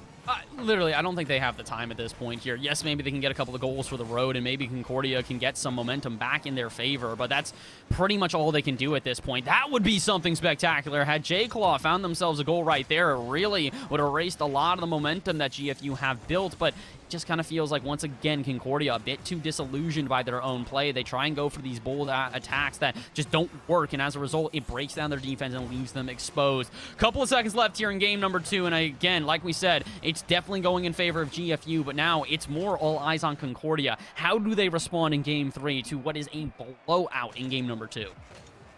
It's a blowout, but it doesn't necessarily feel like one, which is a directly very weird statement. I realize that, but it's one of those ones where it kind of feels as if they are not necessarily bagging their opportunities while their opponents, they're rapidly putting it all into a bag. So I feel like that's one of those things where you need to iron out. You have to get it consistent. You have to get it solidly to make sure you can convert on the opportunities that you are generating for yourself, while also leaving the back end completely closed off. And I think that's the big thing we're seeing right now is that they aren't necessarily doing both. And they're doing both, but in instances. One time their defense is going to be good, but then they leave their offense completely exposed. One time their offense is solid, but then all of a sudden their defense is completely exposed. Again, you look back at that redirect from Big Shrig. He gets that on target. No one is there. No one is ready to try and turn that one away. So right now we're seeing an instance where it feels like Concordia have a couple of little adjustments here and there to make. And if they can make them, this should be a good series. But if we go into this next game the same way that GFU played in game 2 and Concordia play the way they played in game 2, this series could already be over. I don't want the coulda, woulda, shoulda kind of vibe, though. I don't want them to have that because, well, it's also retrospective. Always, you look back on your game and think, we could have done so much better. We should have done so much better, and we would have done because of the blah, blah, blah, blah, blah. That doesn't matter. He's right here. You're on the battlefield, and you need to make sure you got those bayonets pitched perfectly. GFU, they're already under some scrutiny by Concordia, but the breakaway was almost happening. J-Claw at least closes it up quickly, and Sweats won't get the 50 anywhere significant. Oh, that's wide. I was hoping that wasn't going to be wide. I really wanted that one to go on in. It would have been a great way for Concordia to find early momentum. They may still, Concordia, find themselves some decent offense, and GFU have no way to handle it. They do march down to the other end of the pitch, but it does feel like GFU right now, maybe you're getting a bit too overconfident, if you will. They've had so much success on offense that they're no longer paying attention to their defense, and maybe they should. Again, game number 1, Concordia did score 4 goals. It was not as if they weren't getting goals on repeat. It was just more game 2, they left themselves exposed far too many times. I like this, though. Concordia leaving a man back, throwing 2 on offense, and hoping that it works out. Voilo puts this one center. Is there a follow-up? But no. Notice how J-Claw is all the way back and prepared. Concordia making some serious adjustments to the rotations here in game number 3, and in my opinion, this is a very needed adjustment. The adaptability shines through. Now it needs to hold, because as soon as Rocket League starts getting frisky and everything starts popping up, for example, like this, where you often have an opportunity and you want to take it, they don't. Mavuelo will charge onto that third man, not getting the double tap. And J-Claw, unfortunately for him, he's off-footed. He can't get it through. And GFU, well, they've just stolen an old lady's purse, and they're getting away with it. I cannot believe this. How on earth have GFU not found themselves a goal, and how on earth have Concordia not found themselves a goal? Panic on either side, but no one able to take advantage of it. We're just about 2 minutes into this one, and we're still at an even score line. That could change here, though. Shot on target, and Sweats will open us up with 3:10 remaining. Hello, that's the 4th for him in a row. Literally, not only for GFU in this entire game, it is Sweats after Sweats after Sweats after Sweats. It's like playing damn ranked in here, but Concordia, they need to actually up themselves in the rankings as well, because GFU, unfortunately for them, they are getting the better of each other. I would say 100% so at this point here, and the question is whether or not we're going to see some sort of response out of Concordia, at least within this game. Yes, they do have another game to play if they lose this one, but the unfortunate reality is that they haven't seemed in favor since game number 1. Yes, they've played well, but again, well is not enough. You need to play to the point where you're taking advantage of your opponent's mistakes and really punishing when the time arrives, and Concordia do not right there. Maybe Vuelo can punish on them, follow-up, no such luck. Snorlax gets in the way, and does have the follow-up as well. E-Man puts on a shot, and although Snorlax doesn't get credited with the save, he will send it out of the half, but he won't send it all too far. 2:30 remaining, and GFU back on their back heel as they move into their half yet again, but Concordia get to put on a solid shot this game. Everything's been turned away, well ahead of them really getting into that offense. And that's not only due to GFU stepping up on the defensive end. Don't get me wrong, they're stacking the people nicely where the people should be stacked. They're holding a very solid defensive line, but stuff like this, I think exactly this describes why Concordia are not managing somehow. There's a weird mistake, and they do not deal with it by any stretch of the imagination. It's just feeling a little bit awkward, if you will. It feels like Concordia are trying to make those adjustments on their rotations, but in doing so, they leave gaps in places where the rotation was normally covering it. It feels like they're in this little bit of feeling out period, but we're in game 3. You can't be feeling out anything at this point, because shots like that are ripping off every other second. GFU have found their momentum, have found their stride, and this player in particular really has the majority of the goals for this team, as he has already got at least 6. It would have been the 5th one for him in a row had there not been a weird interruption of a scoring position, all of some facilitated by Concordia. I guess they just want to end the streak. Maybe they thought that would work, but it's simply just not the case. Sweats just, oh my word, that is so crispy. This man has literally had a hat trick since he started coming to life. Game number 1, not quite able to get a hat trick. Game number 2, he does, and they win. Game number 3, he does, and I might call it now. We've got 2 minutes remaining, but the issue is, yeah, it's 4-0. It's the same scoreline we saw in the last game, but done quicker. This is even more efficient. That shot, I think, is off target, but is there going to be a follow-up? Yeah, not really. Snorlax gets bumped by his teammate in Sweats, but Sweats is going to put the center. Snorlax is there, and he misses it. All right, well, I would have called it for GFU at this point here, but considering that they can't seem to hit the broadside of a barn right now, I'm maybe not going to. Correct me. Never mind. Overshoot. That's an open net. No one's going to punish. All right, we've devolved into Chaos High Furia. Hopefully we can get away. You were going to correct that one the other way, huh? You were expecting that still to be a goal, and they just never actually gave the opportunity for you to correct yourself. I think there were about 2 instances, but it's okay. You moved through, and GFU, you know what, we'll still call it. We'll still put it in your favor and put it on the tab, because 4-0, maybe 4-on-1 Concordia. With the final minute just happening, I don't think they're going to be putting a dent.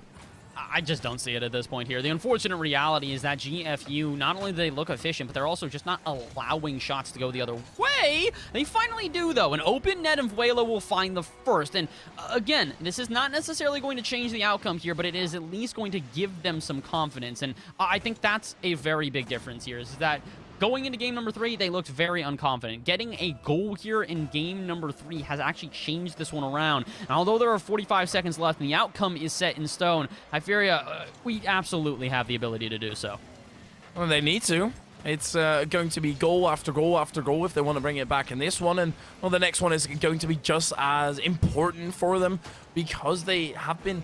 It's been a bit of a doozy, almost. It's not necessarily been great, and they haven't played up until their level that they can. There's some kinks in the cable on the side of Concordia, the message not getting across, and all of a sudden you have a bit of a brabble and you lose all of the sauce. Like GFU, they've been just playing solid the entire way through. The big issue is that GFU, they may have these gaps where they abandon their defense, but they're doing so when they're 4-0 up. They were not doing this when it was 0-0. They were not doing this when it was 0-1. They were doing this once they already believed this game was set in stone, and I can't blame them. We called it at about the exact same time. GFU will take game number 3 and now take the lead on the series as well. They're a single game away from taking this one, and honestly, I wouldn't be surprised. As much as Concordia found resistance in game number 1, games 2 and 3, very different stories, Hyperia. No, absolutely. I think Vuelo is going to be a big part of that. Yeah. Vuelo kind of gives me a bit of Sweats vibe of being able to put the team on your back and carry them, or at least in the offensive end, because I don't think there's any way around it. Sweats offensively best on the team. No matter which way you look at it, he's been scoring the most goals. You can probably find some reasoning of why that would not be the case. Then it comes down to Vuelo also stepping up. We know he's got the capability, but he just needs to find his way into chaotic land. I think that's a big thing here is that they need to find a little bit more consistency. As much as they are looking good in these instances, it's the in-betweens. If you're going to play 5 minutes, but all of a sudden 2 of those minutes are not too great, but the other 3 are, those 3 minutes, fantastic, but it's the 2 minutes in between where a team like GFU are going to punish and find their win. But can they do that for a 3rd game in a row? Only time will tell. GFU on the prowl early, but do not find that initial shot. Concordia, they don't find the initial shot, but they might find the second one here and bounce it back into the center. Vuelo, it's going to bounce on that. Actually, okay, awkwardness on the side of GFU as well. Concordia, by the name of Vuelo, will put it through. All right, okay, you were correct. Vuelo's going to be the one, and he does so pretty efficiently. Big Shrig in a little bit of an awkward position there, so all of a sudden, they're going to try and find themselves at least a save, but when Vuelo is overwhelming, when he's on top of them, it's not really going to happen. The issue is that it doesn't matter. Nothing happened at this point. We're all tied up, and it's as if the first 20 seconds never even, well, ever happened. It's gone in the past, and, oh, Big Shrig, you've got him to thank for it. Concordia, they had the first goal in 2 games, I think that was, and no, actually, well, they technically did score in the previous game. Oh, well, this is turning out to be an interesting one. We're going back and forth, huh? I'll say yes, just because I can see that something happened. I looked down at my notes for about 2 seconds and looked back up, and Concordia has found the lead again. We're 22 seconds into this one, and it feels like we could be 22 minutes into this one and still not over. So, let's see. Can GFU maybe settle us down a little bit, give us a little bit more of a standard pace of play, or are we going to see another goal here out of Concordia? Vuelo's up for this one, not going to be able to make a touch and is denied, but where's the follow-up out of E-Man? Puts it high. Pancake's still in goal, going to try and send this one away, and we'll barely get this one off the half, or not even actually. They're going to find resistance out of midfield, and all of a sudden Concordia looking a lot more efficient. I'm wondering if maybe GFU pulled the trigger a bit too early and switching out some of their players and no longer allowing the same lineup they did with the last game is going to come back to bite them.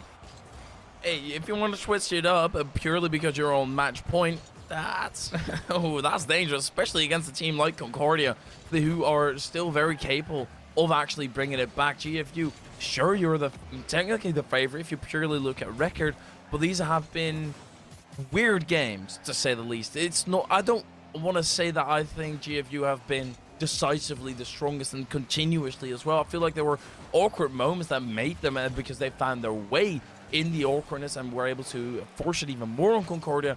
But GFU, they've still got a task up ahead, and it's already smothering them that they swept out their main roster.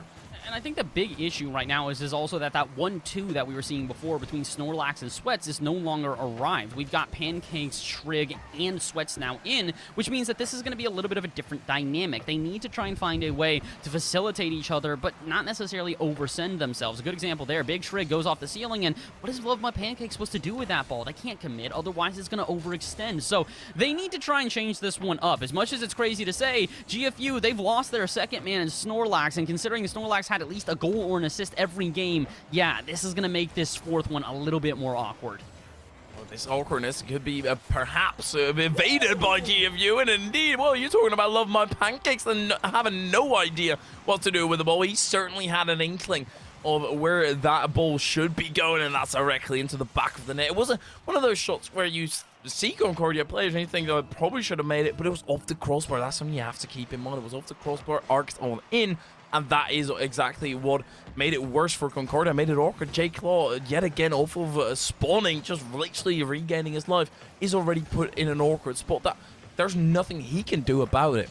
Yeah, there's not much that they can do at this point here. It just kind of feels like both teams are at the whim of each other, just continue to boom it back and forth, and they're just looking for an opening. Concordia recognized that GFU were starting to find their footing, so they're waiting until a mistake comes so that they can march down the field. That absolutely is a mistake. A bump play from GFU means that Sweats by themselves now has to try and clear this off the half. Not quite able to do so, but they get very, very close on repeat. Feels like something's got to give here, High Fury. We're 2 minutes left, and as much as GFU have been behind for a majority of this game, it feels like the offense is starting to come to life. Well, where is the shot? Pancakes puts it center, but once again, we've been talking about it. That 1-2 no longer around, so GFU do not have a follow-up. Well, the follow-up could perhaps be arriving later, as they are in the defensive end, and that's something that's been working the entire way already, is letting those shots come through, having Concordia overcommit and go on that counter-attack, and they will start that right now. GFU back into the center. It's going to be landing on target. J-Claw is awkward at Sweats. He was Halley on another to the count. That is a ridiculous shot by GFU. How do you even get that shot? Sweats gets this with just the littlest angle. I don't blame Jay for not being able to get up to this one because he's on the line expecting it to be just, a nice little floater, and then all of a sudden it's going over his head. He's got to try and react within about a blink of an eye, and, well, blinking you might miss it. GFU may just take this series in 4. They're 100 seconds away, but they're only a single goal up. And considering, we've said this before, the defense from GFU has been a bit spotty. If they're not able to solidify themselves, really close all of those gaps, this could go to not only a tied game, but we could be heading to overtime. You piqued my interest with overtime. I'd certainly love to see one. After 2 blowouts in a row, I think this already is a bit of a refreshing game for Concordia, but they can't let this go in. Please just clear it out to the side. It's still trickling. Sweats does the work. Never mind. He passes it along. It's a big brain play right into the hands of Big Trig. Okay, I was about to be so critical of Sweats here. This one was already rolling in, but I guess you can see that there is a player who was back. It's not going to make much of a difference if they had been able to save it, as there was a lot of pressure from GFU, but it really isn't going to make a difference now at this point here, because with a minute to go, Concordia need to find themselves a response. They had the first, well, not 2 goals of this game, but they had 2 goals pretty much back to back. It was 3 goals within a minute. Chaos erupted on the pitch, and they found themselves the victors of it. But unfortunately, GFU since then, it's 2 uncontested, actually 3 uncontested goals in a row. So GFU may have started off a little bit cold, but they are now red hot. They have found a way to warm up the iron, and they are pressing everybody back. They might even do it one more time. E-Man a bit overextended. Can they make the save? No, they cannot. And Love My Pancakes might have just closed the curtains on this series. This is the exact same goal that we literally just saw. It was a clear over the top. It was uncomfortable for Concordia, or somebody made it uncomfortable, and they conceded because of it. This time it was just a lot quicker thereafter, and I do hear the curtain rails being used as well. GFU, they're putting their stamp on it, and I don't think there's anything that's going to wash it away. The burn mark has been applied, and the W will shine through brightly for GFU with 30 seconds remaining. I think all that Concordia can do, it's going to make it less worse, and instead it almost gets made worse by GFU. They're getting incredibly close to finding themselves yet another goal here, but they are also very close to wrapping up this series. 15 seconds left, and like we said, it's set in stone. GFU will take game number 4 and take the series as well to advance their record to 6-1.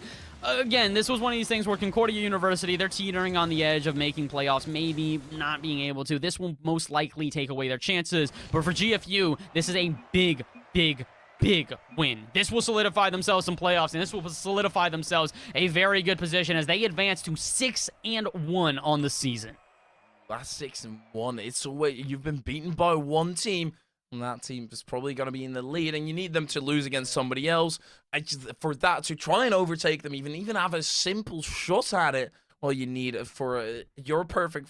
Apart from that, be perfect. So you have a good record, win every single game that you can, and perhaps you can still snipe that #1 spot. I mean, listen, I think that they can. It's very possible, but the unfortunate issue is that they've got a week left to do it. We've got one more week here at the NECC, and then that is all said and done. Well, except for playoffs. We're still going to do playoffs as well. But the crazy thing is that we're not set and done here today. We're going to have a quick little break, but when we return, even more Rocket League action here on the NECC main channel. For Ifira and I, that is the end of the day. We will see you guys next time. Enjoy the rest of your Tuesday, but do not go anywhere. There's more Rocket League action when we return.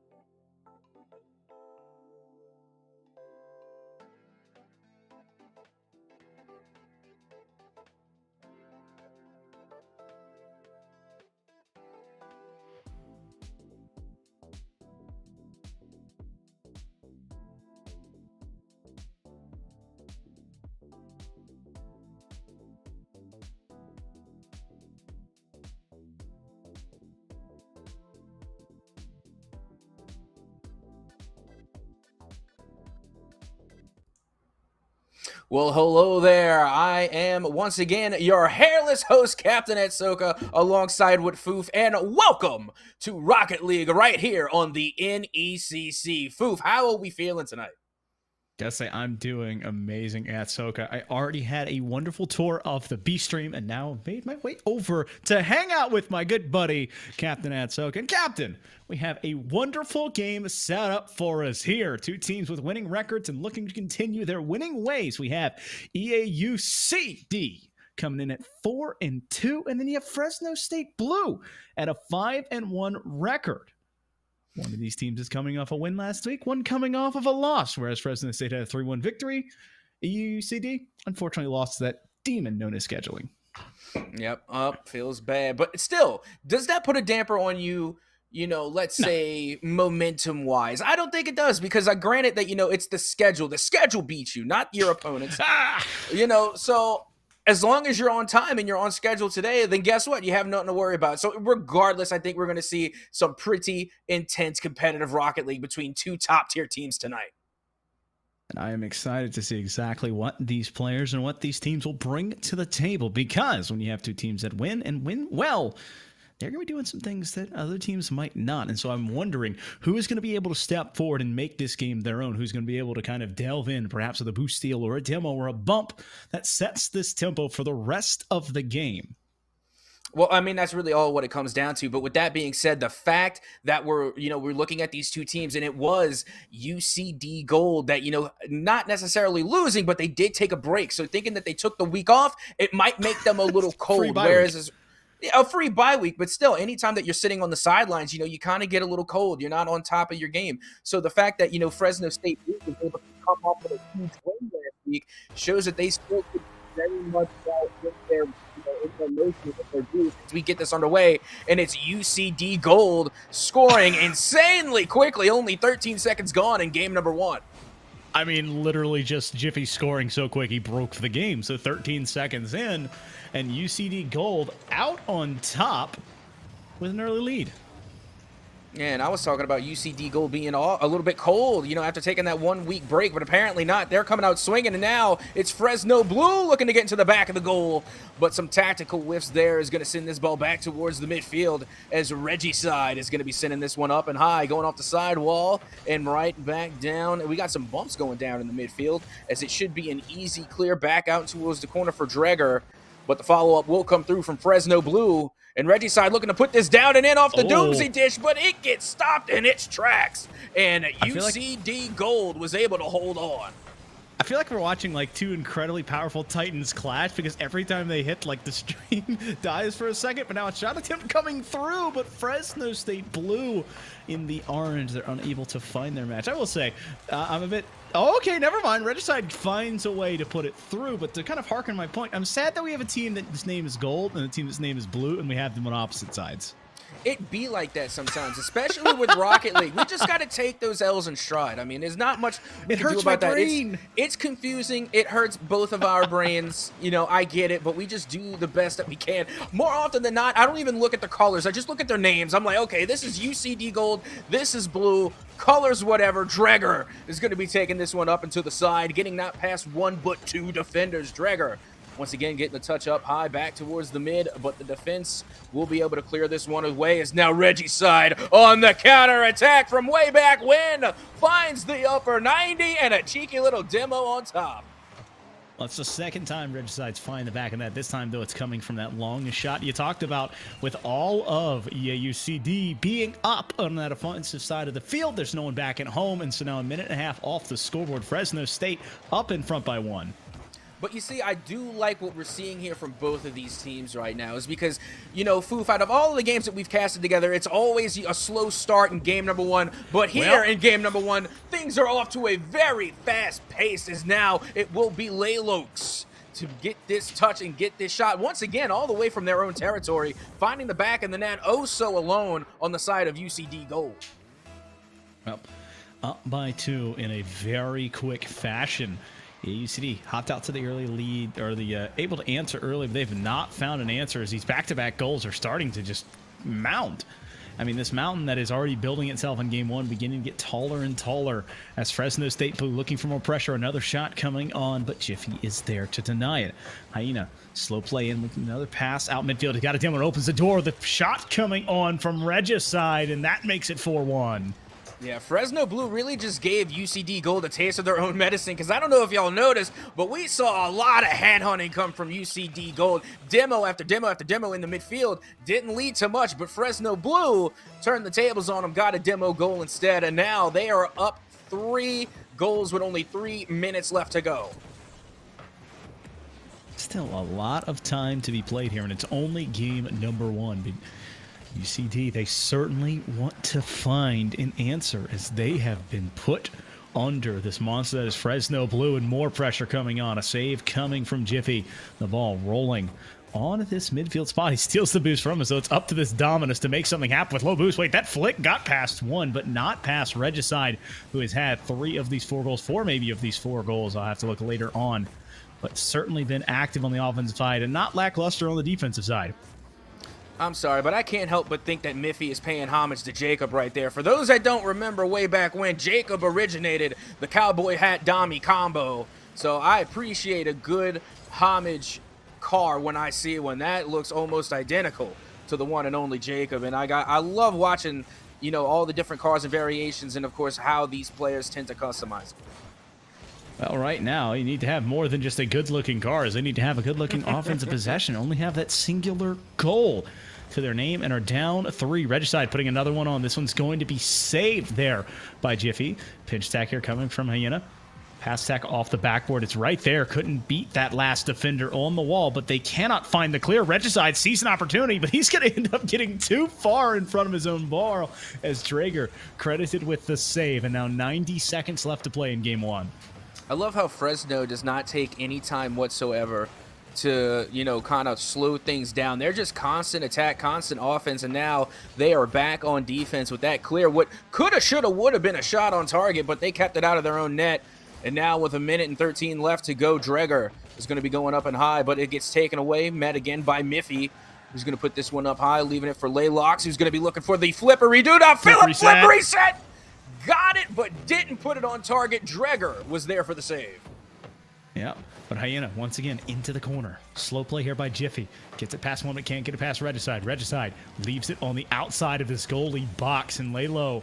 Does not need to do much of this. Just control the ball and continue to keep the pressure on a pass attempt there, but he can't find a double tap. ISB with a clear, but not much as it's still on this gold half. Able to get it past the midfield stripe here as ICP, but he cannot find that one to go. And so it stands going back towards this EAUC gold half. They need to find a little bit more contested possession. They just kind of throw the ball and chase and end up finding themselves back in a familiar position. Yeah, and again, we're no fortune tellers here on the desk, you know, with only 15 seconds left to go, but I think if I can rub my crystal bald head, then I can pretty much predict that this game is going to fall into the benefit of Fresno Blue. They have come out swinging hard, were able to score insanely early, and then hold on to that lead, and then extend it some, as the final second will tick away, and that will be a Game 1 dub for Fresno Blue. Bulldogs come out in full force there, score first and score last, making it 3 unanswered to turn it their way. 3 for 6 was Regicide, having that hat trick and just incredibly aware on that offense and obviously making his presence felt, but then a couple of saves on the back end, making that player so powerful when you usually expect one or the other, but doing both here at Soka. Absolutely, not to mention the pass plays that were coming out. We saw 4 goals on the board, 3 of which came off the pass play. So again, that's what I like to see. It's the pass plays that win the games, and I like the non-greedy player, someone who's not afraid to share a ball around. And also, again, you know, we talk about the hat trick medal. That's everybody's favorite. My personal favorite, the playmaker. So, of course, I love seeing that one show up on the scoreboard as well. But round number 1 was definitely a one-sided venture in favor of Fresno. So hopefully going into round number 2, we're going to see a little bit more reconstruction there on the side of UCD Gold, because now that they're warmed up again, maybe from that one week break that they took, now that they're back within this week, they're able to get game number 1 out of the way, you know, throw it into the back of your mind. It's over with. Let's see if they can make a comeback going into game number 2. Well, the big thing is you really don't want to look at this as a comeback. I mean, obviously you're down 1 in the series, but with it being game 2, you're not really in a bad spot. It's not a best of 3. You don't have to win this one, but if you lose this one, you've got some issues. So the first thing is obviously, let's get to kickoff. Let's find a very solid touch and try to make a play off of that and try to get the first goal or the first shot. I think if you do that, you have some of the best momentum that you can. Yeah, absolutely. Getting that first goal really does set the tone and, again, builds a huge amount of momentum, especially if you get it off the kickoff like we saw from Fresno. By the time we joined in the game, by the time we was even joining in the game, the goal had already been scored. The ball was in the back of the net. Within 13 seconds, there was a goal on the board. So maybe UCD Gold can use a little bit of that momentum for themselves in game number 2, a part of their reconstruction strategy to try and adapt to this Fresno team. I think the big thing here is that when you wonder what team can do what, unfortunately, we're having a server swap. And so any momentum that you had in game 1 is now gone, be it for the side that had 4 goals or be it for the side that had that defensive momentum starting to build as they slowed down that team. And so all of that has been thrown away, and we're going to have a real resetter here into game 2, and it's wondering who can get their feet under them first. It's really a whitewash back to what we were talking about in game 1. It's who can get their feet under them. How can you start this game in the most positive way possible? And obviously it starts with a goal for one of these teams. Yeah, absolutely. And not only that, but also taking into consideration that we are getting that server swap, and now both teams are kind of going to have to take a breather, take a break just for a second while we get these servers ready. And that's really going to change the pace of the game, because I don't know about you, Foof, but back in my old competitive Rocket League days when I was in a tournament, I had to go match to match to match to match. Sitting on the sidelines waiting for my next match was the worst thing for me, because it cools me off, it gets me out of my groove, and then, like I was saying earlier, I really lose the pace. So like you said, we might be seeing a clean reset as we head into game number 2. Well, a lot of it on the line, but the series not on the line. No matter what in this game, it goes either way. We'll still have at least one more from these two teams. But EAUCD certainly wants to find more than a single goal. Whereas you look at the side of Fresno State, they had 0 for 9 shots. They were putting the pressure on. They made it count, folks. It's just that conversion ratio. Now they need to stay up and have those shots where it's not going to be, you're probably not going to have someone shooting 6 times per game, but it's certainly nice to have. Yeah, and on the side, I mean, while we're having the time to poke a little bit of analytics throughout game number 1, one thing that I noticed coming from the side of UCD Gold is that they were not spreading the field enough. Every time we saw them in rotation, they were very, very close to each other. They were always within that same corner, not spreading the field much at all. I didn't see a lot of trust coming from, from their side of the field. They didn't really trust their teammates to get the job done. They were always playing on their tailpipe. They weren't giving them enough room to operate, and they really left the goal open time and time again. We saw those cross map shots twice from all the way into Fresno territory, find the back of the net with no one playing defense. Again, there's just not enough players sharing the field over there on the side of UCD Gold.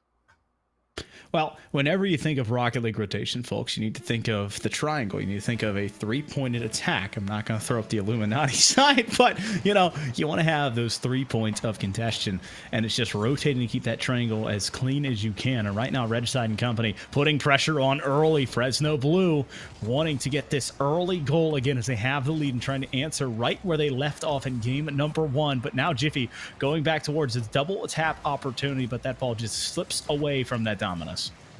Yep, and now we're seeing Dreger going up high. And again, this is a nice change of pace, I think, for UCD Gold, because it was UCD that was on the defensive of game number 1, but now they are on the offensive. A nice pass coming off of Miffy here, finding their teammate IZP to get into the back of the net first, which we talked about, Foof. That's what they needed headed into this one. Well, it sets the precedent for them to try and find more offense, but now you have to make sure you don't resist that effort to play on defense when you're trying to lean too far forward. Drager and company, though, trying to find an extender. Low boost, though, as it's denied by Regicide. It's a 2v2, a pass attempt here. No, a 2v3. Is that Demo Hunt looking for IZP, but he cannot find the mark. So Jiffy can't get this one to fall. Drager in a 1v1, a shot, but it's slow and going to be saved there by Laylokes. It was a nice try, though, and as long as UCD Gold is on offense, that means Fresno is having to play defense. So I say keep on putting the pressure, keep taking shot after shot, force the defense to make these last-second saves like we just saw from Laylocks, and just keep them out of your own half for as long as you can, because we already know Fresno Blue can do a lot of damage when they're on your side of the pitch. Laylox, the last man back here. That was a bump on the backside, as now Hyena also getting pushed away. So Draeger and company starting to really step up their physicality on these plays, and it is shown in the first 90 seconds. They have the lead, but that's a shot going past. No, to Draeger, and that was where they were caught last time, but they were able to not let that one slip past, so they defend the 1-goal lead. Yeah, well, you know what they say, fool me once, shame on you, fool me twice, shame on me, and they have learned from their mistakes, not leaving anything open again, but it will be Miffy. New aerial sins putting this one in. What a shot, again, from their territory this time, giving them once again a taste of their own medicine here. Fresno Blue able to find the back of the net again and now take a comfortable 2-0 lead. It's that just old adage of not getting enough vertical movement on the jump, but 2 goals now is the margin of difference between these squads. Fresno Blue, they had the game, the offense last time, but it is all defense this game. As now Draeger over one, pops it up high, beautiful play, but Laylox did not have that save in that last goal, but makes the save here, but they are not out of trouble yet. Regicide over one, but not over two. The 50 keeps it on this EAUCD gold side. You need to find something more to work with. Yeah, and again, we're just seeing UCD Gold really step it up from a game number 1 now into game number 2, is that they are playing a lot more aggressive, and they're sharing the field around. I don't see them really congesting each other inside of certain portions of the field. They're giving each other a lot of room to operate, and now they can move a lot more freely and get a lot more done. But with that being said, we see IZP having to retreat back to get the save, now getting past one defender with an opportunity here. We'll win the 50 on the second defender as this gets the shot opportunity, but it just goes down by the wayside. Draeger had an opportunity, but rushing it in the end, ends up hitting it off the post, thinking he had more pressure than he actually had on him. IZP beat by Laylox. Laylox still on top of this one. He's going to the corner looking for a pass out midfield. Find his teammate. Regicide, though, denied by Jiffy. Huge touch there, keeping it still at a 2-goal advantage. But Hyena going low, saved again by Jiffy. And Jiffy right now doing all that they can in that dominus to protect this lead. That is a dangerous spot to be in, though. All 3 blue cars kind of in a tight rotation now on their own half. They're looking to try and find a way to break through. They're starting to get low boost. Laylox over one, but denied by Jiffy once again. That is 3 big-time saves already coming off that nose. And that's exactly right. I mean, we're looking at Fresno Blue, and it's not like they're making any mistakes. They're playing offense exactly how they should. It's just the overwhelming amount of defense that is coming from UCD Gold as they are able to come up with these clutch saves. And honestly, a lot of those plays coming from Fresno should have gone in. And any other time, if you're not playing pitch perfect defense, those would have been goals on the board. Well, that one right there was just the offense being a bit too close to the backboard. Jiffy looking for this one. That's a flip save to keep it back to midfield. And so Laylox able to get a pass 2 here. He's got it. Wait, this is an open spot. He just needs to make the demo, but IZP has enough distance and enough boost to stay away. So a golden opportunity, it looked like, for Fresno Blue, turns into more pressure for this gold squad as they stay up by 2. Yep, and that goes to show for the people not fans of the demo meta, it actually takes some skill involved to get those demos. And like we just saw on the side of UCD Gold, they were able to dodge the demo and still come up clutch with the save. And there's nothing more that you love to see than a dodge demo and a save all in the same sweep. Well, I mean, just Draeger living on the razor's edge to make that save. Laylox putting a dunk on. He's got a teammate there. Regicide climbing the ladder and finds the touchback post, biting into the lead. It only takes them over 3 minutes, but now they have 14 seconds to find an equalizer. Hey, this is their opportunity. 14 seconds can definitely be done. We've seen it happen before. We've even seen it on venues such as the RLCS and even major events like that. So 14 seconds can definitely be done, but it's all up to Fresno Blue, as it will be Hyena to send this one up and high, looking to get the follow-up touch, but will be denied. And now Regicide putting this one down in front of Draeger, and all they have to do now is to run this clock out. We'll get the swish and the flick, and now Laylox will keep this ball alive. And it still goes up high from Hyena. Laylox putting this one downfield, looking for Hyena yet again. Off the backboard. Now the shot going off the backboard yet again, but the ball will finally hit the dirt to make it hurt for for Fresno, as UCD will take the dub here in game number 2. I mean, it is just pandemonium there in the back half as Fresno State had their positions. They had cars in the right spot, just could not find that backboard read. But UCD did enough. That's the best thing I can say. They had enough offense, had just enough defense to withstand Fresno State's squad. And so now we stand at a 1-1. A great resetter, Captain Atsoka. It's a best of 5, but when you have both teams at 1-1, it turns into a best of 3. Yep, that's usually how it goes, you know. But now that we're getting ready to head into game number 3, again, got to give kudos to Fresno State. They only went down by 1 goal. Granted, it took them the entire length of the game nearly to get the first goal on the board, but they did not stop. Literally, even after the clock hit 0, they were still constantly attacking, keeping the ball up in the air, getting the passes downfield, and nearly finding the back of the net. But they ran into the same trouble that they did for the entirety of the match, and that was getting past the UCD Gold defense. Laylox, ceiling touch here, trying to set himself up. A pass attempt. No, going to have to go for the pinch shot as he caught too much momentum. Jiffy. Sidewall, slow play there, and so now it's off the sidewall for Regicide. He's got a flip reset. He's got a shot coming on, but Draker slamming that door shut, and so the first 20 seconds have been all Fresno State offense, but not much coming of it as they scored, like you said, in the first 13 seconds of game 1, and then have been held scoreless in that 3-minute stretch in game number 2. A shot coming on from Drager, and I didn't think much was coming from this infield pass, but it's just enough to move the defense around. Yeah, and this was just an all-out speedy play. They just went with it and did not stop. Literally, Miffy using all the boost in the tank to whip around the corner on that last bin there, and then being able to get out in front of it and put the ball into the middle where Dreger was there and waiting. Not too much sophistication in there. That's just good old-fashioned speed. Speed is certainly key right now. The most important key of this game is having more points than your opponent at the end. A shot attempt there coming from this Fresno Blue squad, but they're not able to get the redirect. Traeger ends up handing it off to the Bulldogs. We want to find a little bit more here. Possession still on this side. A 50 coming through, and IZP waiting. Trying to find that touch. Regicide off the backboard, but denied by a defender once again. UCD Gold still standing tall. Their defense has bent, but not broken in this match, and so almost 90 seconds have fallen off of this clock. They have a 1-goal lead, and they're trying to find that extender as UCD Gold starting to mount on offense. Hyena now taking control over there inside the midfield, but it's met by Miffy as this one falls its way right back down again. Shot on and in, coming from Regicide off of this touch, and what a play, getting the 50-50 there. Coming off of Laylox, and then Regicide getting up there in time and just putting the jump shot right on target, tying us all up at 1 apiece. 1-1 here with just over 3 minutes and 30 seconds left. So reset here after that 90-second mark, and you're wondering, after another minute, will there still be a tie?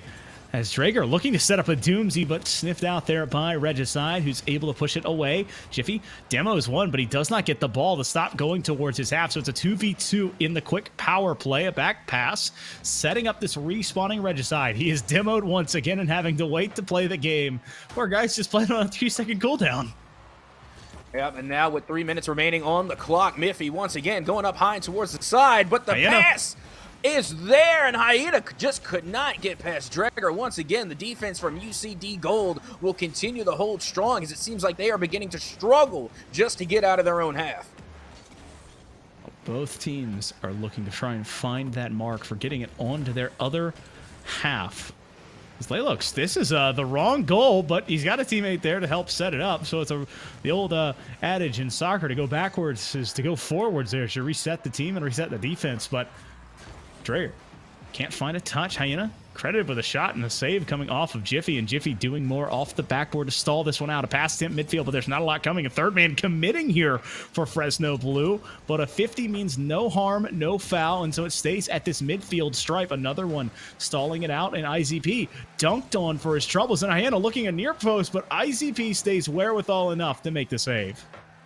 Yeah, now with only 2 minutes remaining, still all tied at 1 as well as the series. You love to see the perfect ones all the way across the board, but of course, this game will not end with one. One of these teams is going to have to go down, but it might not be in regulatory time. If we keep up this constant tug-of-war that we are seeing between UCD Gold and Fresno Blue, we could very well see our first overtime. Well, still 97 seconds left to be played here in regulation. Drager and company had that early lead and are trying to find their second win in a row. on the side of Regicide and Fresno State Blue. They want to find an answer, and that was the crossbar that could have been heard as this one rings off of it as well. Another shot coming through, and this one saved and kept away. Shot number 3 coming in, but denied as well. This time it was the post as the crossbar keeps this team at bay, and it goes back the other way. A miscommunication on rotations there as Hyena and Lowlocks collide. But, just building that morale boost as they're able to clear it past that midway field and put offense of their own back on. And, that also begs the question, does Rule 1 apply to your teammates? Because they got locked up. Yeah, they got locked up. They were locked bumper to bumper, but they broke it. Did they technically break Rule 1? Who knows? I'll leave that up to chat to decide.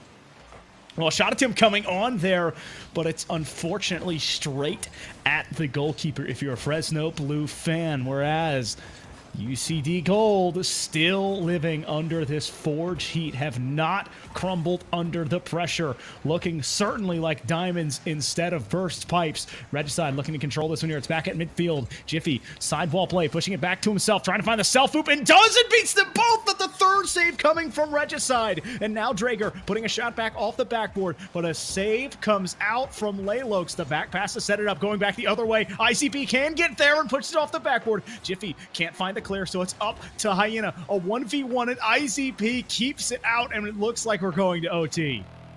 It definitely looks that way. Well, you got it here, folks. We are heading in to extra time as we get this one underway. Still tied with those perfect ones all the way across the board, as now Laylocks is going to be going up high, trying to go off the backboard, but it's none other than Jiffy being able to take that one down. And now going back towards the corner is going to be Hyena, going to take a turn, putting this one off the backboard, but Jiffy there once again to beat them out as Regicide is going to put this one down. Now back towards the middle, an opportunity here, but doesn't get there in time to put that one down. Hyena looking to get the double touch off the backboard again, but somehow, some way, UCD Gold manages once again to get the save and clear it away. Need to be careful not to overcommit here, but Regicide doesn't expect the demo, but he wins the touch and wins the 50, and he wins the game. Fresno Blue off of a demo to set it all up. And again, you got to watch out for those demo plays, because we saw earlier that, UCD Gold was falling victim to those demo plays time and time again in game number 1, and Fresno just has that play down to a T. They were able to run it in regulation, and they ran it again in OT, and inevitably, that's what got them the dub. So I am all in favor of seeing those demo plays come out, especially going down in extra minutes. Well, the big thing is that it'll move the defense around, it moves the offense around, but it can give you power plays. But the thing is, folks, if you lean too far forward and you go for that aggressive play and you miss or you don't find your mark, and it's a 2v3 power play back the other way, but sometimes you have to roll the dice, and it just works out in that way. And Fresno Blue up 2-1 in the series, trying to put it away in 4, where you have UCD Gold need to find another answer and tie this one back up to force game 5. You know what? I'm going to take a minute for a little bit of a PSA, because I just want to talk about how much I love Rocket League players, because us as casters, when we mispronounce a name, we are butchered. Absolutely butchered for it. But then you go and confuse us, because Miffy has it in the game with an M, M-I-F-F-Y, but it's supposed to be Jiffy. So now I'm confused, because now we're saying Miffy, Jiffy, and everything else. So I say to you, be decisive. Let us know what you want us to call you, instead of roasting us in chat every time we mess it up. I will step back from Captain Atsoka's PSA and just, enjoy what I can at my own leisure. But right now, the most important thing is not the names on the cards, but Fresno Blue versus UCD Gold.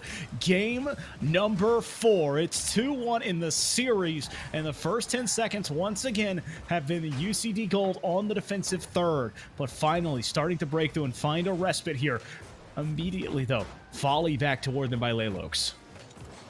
And looking again for a demo was Miffy. Couldn't find it, but hold the phone. Fresno nearly found the back of the net, and somehow it did not go in. Was literally flossing the line there as Fresno continued the attack.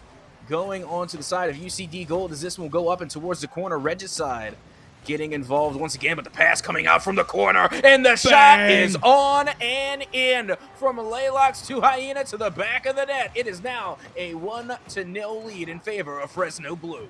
Well, it's a 1-2-3. Red side wins the 50. Then you have the pass from Laylox, and then you have Hyena to finish it. And so Fresno State working like a well-oiled machine. That is a 1-0 lead for the team that's trying to put this series away.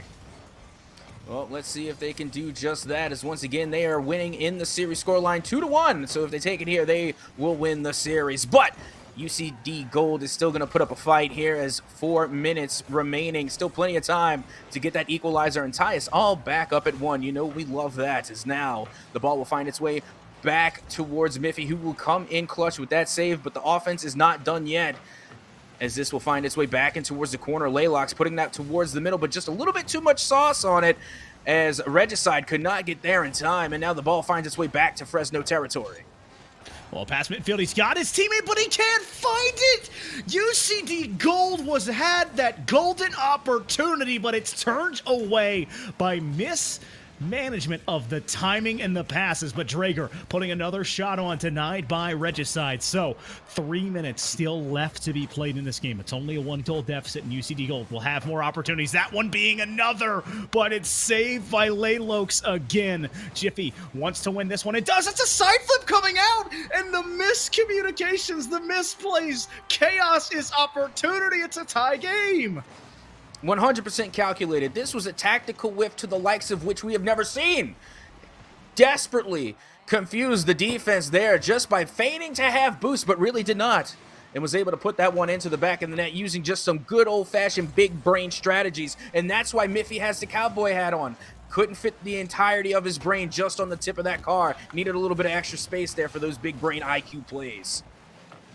So now you're sitting in a spot. Drager needs to get the save and does that at the last second. Laylox wanting to put more pressure on, but does not have a lot of boost to follow it up. Drager, sidewall play here, but denied by Regicide. Looking for that pass, but it gets away from them, and the ceiling sitting just outside of this EAUCD Gold goalie box. Still stuck in this defensive third on the blue end of Utopia Coliseum. Hyena and company looking to mount one more offensive push. A pass attempt, a shot coming through, but a save coming off the nose of Jiffy. Yep, and once again, we are seeing the absolute unrelenting offense coming from Fresno. But with an unstoppable force, it meets an immovable object from UCD Gold's defense. Oh my goodness, when you think it's finally gonna go in, it just gets saved and cleared away. But finally, the fast break play will come out from Fresno Blue, and once again, they will take the lead over UCD Gold. There's an important thing to notice. You see Jiffy sneaking too far forward, thinking that shot was going to be softly cleared out, but instead it turns into an immediate pass that goes back the other way. And so Fresno Blue taking full advantage of the overstepping of the third. Now IZP trying to equalize already, wasting no time at all, but Hyena is able to get the save and clear it away, and now Lolox going to be punishing IZP with that demolition there, as this is going to go back out for Drager, coming back and off the side. Oh, nearly there, but unfortunately Drager could not get there in time to put that one away, as the ball will get cleared out and finds its way back into UCD territory. So looking for a pass there off the backboard. Drager keeping it up high and just trying to keep it away from where everyone else can touch it. UCD Gold needs another touch, and this is an air dribble from Jiffy, and he gets it there, but the teammates collide, and so the goal goes away. Regicide credited for that save, but I think it was still going to be on. The double tap not willing to work, and so now UCD Gold, once again, that offensive possession, but Regicide there to stall it again and again. Trading blows, a track meet beginning to mount in front of our eyes. The teams racing up and down Utopia Coliseum. The ball at midfield, a minute left to play, and it's a 1-goal deficit. The series still on the line. A shot coming through. Laylox putting him up by 2. Yep, no longer that 1-goal deficit. Now they're looking down the barrel of a 2-goal deficit, thanks to Laylox and Regicide for that 1-2 pass play, the ones that we love to see the most. It is now a comfortable 2-goal lead for Fresno Blue, but remember, they can't get too comfortable. Although they have the insurance goal, we know UCD Gold is going to come back as strong as ever with only 50 seconds left to go, and the players play their best when their backs are against the wall. Some people play their best when they have nothing to lose, and that's what UCD Gold has in front of them. If they go down by any more, losing by 2 and losing by 3 are the same answer, and the series ends on a loss. Now it's 30 seconds left to be played. The boys in blue need to find one more. Drager has the air dribble. This has not enough boost, but it's enough perfectly to put it in. It's 2-3. And again, this was just amazing control here because we see Regicide going up to get the touch, and you're thinking Drager is just going to let that one drop, possibly go for a flip reset, but instead commits to the air dribble, puts that one past Regicide, and then just lets it fall into the upper 90. Beautiful solo play coming in clutch for UCD Gold, but they are still down 1, and they only have 16 seconds left to finish. Oh, that's a miscue there coming out, and so Fresno Blue not able to put this away. 10 seconds on the clock. We've seen some miracles happen with 0 seconds. So, EAUCD Gold. You need one good touch, but Laylox with the denial. Gonna watch this one fall. No, he's gonna keep it up, keeping Rule 0 well and truly alive. But Fresno Blue able to withhold and hold on to as that UCD feverish comeback attempt falls just short. Yeah, and again, that's what we really talked about going into this one. Maybe taking that initial 1 week off, unfortunately, as you like to call it, the bye week, the given bye week. It may have had an effect on them today, because I gotta say, it definitely has an effect on most competitive players when they have to take a week off, and then when they come back, they try and get to into the swing of things, and it's just not clicking. The synergy's not there. But with that being said, an unbelievable shot coming from Fresno State, because let's keep in mind, this is no team to wave a stick at. This is a top tier contended team, and they came out showing it today with pass plays galore. There was a smorgasbord of assists on the scoreboard. It was absolutely nuttery buttery offense from start to finish coming from Fresno, and a well-deserved win.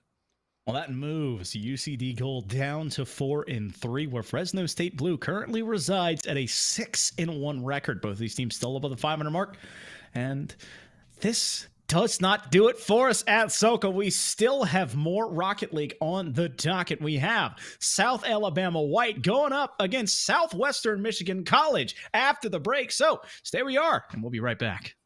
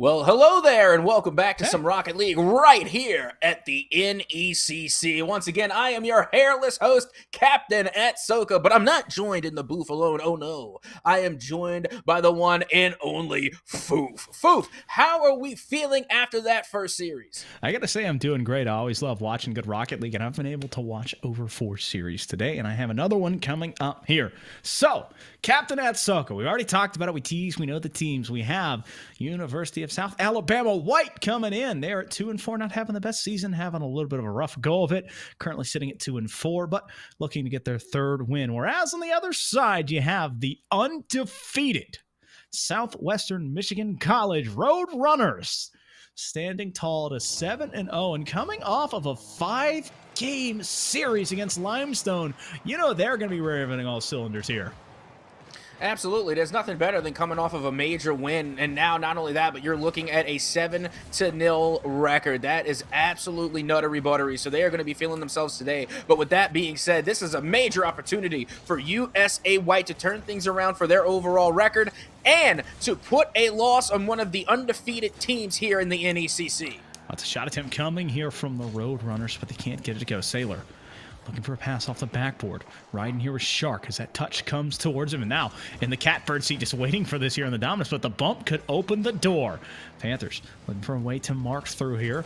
Not Dapu wants to find a 50, but he puts it right on the nose of Shark, but Shark a bit too far behind it. Opting to leave the boost there and go ahead and look for the pass. Nothing coming to fruition as SMC still on the offensive third, but that clear is going to break this siege only for a second, though, because it's put back into the mix. Now, you see, this is what I'm used to when it comes to regulatory Rocket League. It was a little unorthodox in the previous game because right off the bat in game number 1, 13 seconds gone and there was a goal on the board. And now, this seems to look like something I'm more familiar with. We're seeing a 0-0 scoreline in 1:15 has already gone off the clock. So we're already seeing that typical game number 1 where teams are still feeling each other out. And we haven't seen really too many play styles really formulate, not too many strategies. Again, it's a lot of give and go so far. Yep, touch is coming through. Both teams trying to find their mark. French fry playing slow here. It's pass off the backboard, trying to find a teammate, but it's immediately cleared out by the Panthers. iShark hands it off to Sailor. Sailor popping it up over 1, gets it out past that second defender, but I mean, it's just waiting there. As Wovex keeps it down. Shot coming through, but Shark not able to put it on. French fry, though, able to see through the smoke and mirrors and put SMC on top. Yeah, and there was nothing wrong with this touch at all. Again, we're just finding the defense a little bit out of position there, and French Fry just was, hey, open net, sure, I'll take those all day, and just put it right there on target. Didn't even need a little extra speed. A nice little bounce shot will do, and now just like that is a 1-0 lead in favor of the SMC. Yep, Dapu there immediately caught out on the backboard. Poots wanting to get this going here. Soft blade coming through. iShark off the sidewall there, and Forever keeping it up high. Sailor wanting to control this one, but he gets a bit too close to it and sneaks past the ball. So not a solid touch. iShark midfield looking for a teammate. Climbing the ladder there was one of the Roadrunners, but he could not find it to fall. So the possession still on this blue half, still threatening. As USA White, they need to find a way to break through this siege and get back on the offensive side, and that might open the door. French Fry unable to get the clear. Roadrunners still stuck on their own half. A shot attempt coming on, but that clear breaking that and pushing it all the way past the midfield stripe. Yeah, I'm still looking to see some more passing plays from both teams, honestly, but I'm looking more on the side of USA White, as right now we're seeing iShark do a little bit of a mind trickery, but cannot get past Forever. And they couldn't get past Forever because that defense was there and it was solid. Now a pass going back towards the midfield, an empty net, but we'll only find the sidebar as we officially hit the 2-minute mark, and it is still 1-0 in favor of SMC. Unfortunate mark there as they just could not find it. I mean, open nets are very intimidating. Just opting to go for the wall. Not actually just a hard angle to hit when you're going that fast and rushing yourself to that shot. And so, now with just over 100 seconds left to be played in game number 1, the Roadrunners up by 1, and USA White still trying to find their first of the series. Forever wins 1, but can't win a second one. That cleared back on that side wall. Not Dabu. Beat is now Poots. McGillicuddy wants to stay on top, but he wants to find another one here, pushing it off the backward. It bounces up off the ceiling, rolling out, but the teammates not really ready for it, so SMC able to stall this one out, and now they need a clear as it's back on their backboard once again. Yeah, and we're really seeing this come out from SMC where they just kind of take the ball and then give it right back to USA White. I get it that they're up 1-0, but that 1-goal lead can go away quickly, but not if you increase it to 2. 2-0 now in favor of SMC after this give-and-go pass play from Sailor to iShark. iShark able to win that one at the point of attack, and unfortunately Dapu unable to get that save. It's a 2-0 lead here for SMC.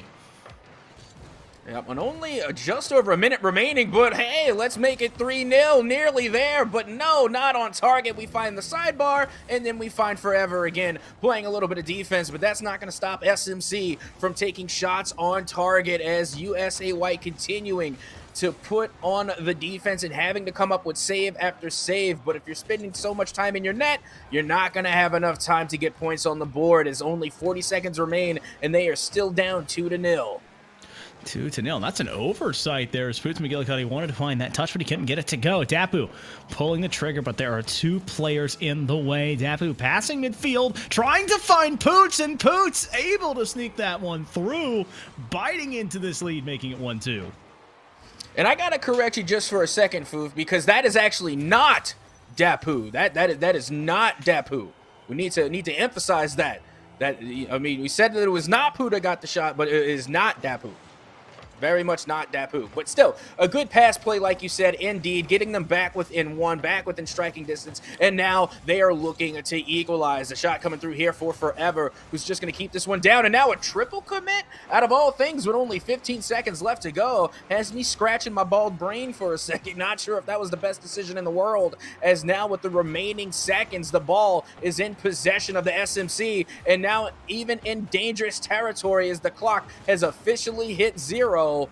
And the ball is still alive. Poots McGillicuddy is going to be taking this one down into the side, but it will hit the dirt, and that will be a Game 1 win for SMC. SMC able to take it off the back of some very exciting offense. They're having a total of 9 shots in game number 1. Nothing to scoff at. 9-3 was that scorecard there. So they had the offense. They had a lot of time to keep that defense at bay. And the Roadrunners just at the end of the day had 2 goals. And so it's 1 over them. Yeah, and honestly, we just saw a lot of possession being held onto the side of what looked like Southwestern Michigan College. They were able to hold on to that ball for the majority of the time, and then it reflects in the shot count too. They had a tremendous amount of shots. They were able to put on 9 shots on target, of course, coming up with the 3 count. And honestly, it's just that simple. That's what won them the game. They were able to keep the ball away from South Alabama White, and they were really just able to run the racket in the midfield and keep the South Alabama White team confined in their own half. Nothing too complex about it. Just good textbook Rocket League. It's good text Rocket League. Sometimes that's all you need at the end of the day. And so both of these teams can be looking for just that here in game number 2, as it's a 1-0 here for SMU. They're in control. You need to find a way to make your mark and make this your moment, because it's a best of 5. It's going to end soon if you're not paying attention. Absolutely. I can tell you specifically from experience all the dangers of not paying attention, but we don't have time for that. We got 5 minutes on the clock here in game number 2. Of course, SMC now standing 1-0 in the overall series scoreline, so this will be USA White's game to win, as now they have an open net opportunity downfield, but the save will come through for Fridge Fry. And if that had just been a tad bit speedier, we might have saw an early goal there for USA White. Yeah, but close only counts in hand grenades and horseshoes. I had to be very careful there because I thought we had one coming the opposite way. But the Roadrunners tonight at the back side of this possession. But French Fry pass attempt midfield. No, he's just opting to let it sit, and there is no pressure until very late. Dapu wanting to get it over 1, but the 50 keeps it on this side. Climbing the ladder, Sailor's had a couple of very angled shots, but unable to find contact with that in the Finnick. Forever at midfield, beat by French Fry, and so back into this mix we go. Wait, there's no one pressing? That's going to be a near post play, but they can't get the goal to go. The mistouch on the play. SMC still knocking around. A demo could open the door. Shot coming through, but it's wide right, and it goes off the post. SMC has had the opportunities, but it's still 0-0. And honestly, this is just a familiar set that we're used to seeing, and that's USA White having to play defense on the goal line time and time again, having to come up with these last-second saves, and then it's SMC just playing keep away. But with that being said, USA White has been playing a tremendous amount of defense, getting consistent saves across the board, and that is what kept the scoreline here at 0-0. But now USA White needs to focus a little less on defense and play some more offense. Still locked on the defensive side. Unfortunately, it's out because sometimes you have to play more defense before you can play offense, and they need to find a clear and fast, as that's a double commit, and that's not what they needed to see. Still under siege right now. However, playing into the corner.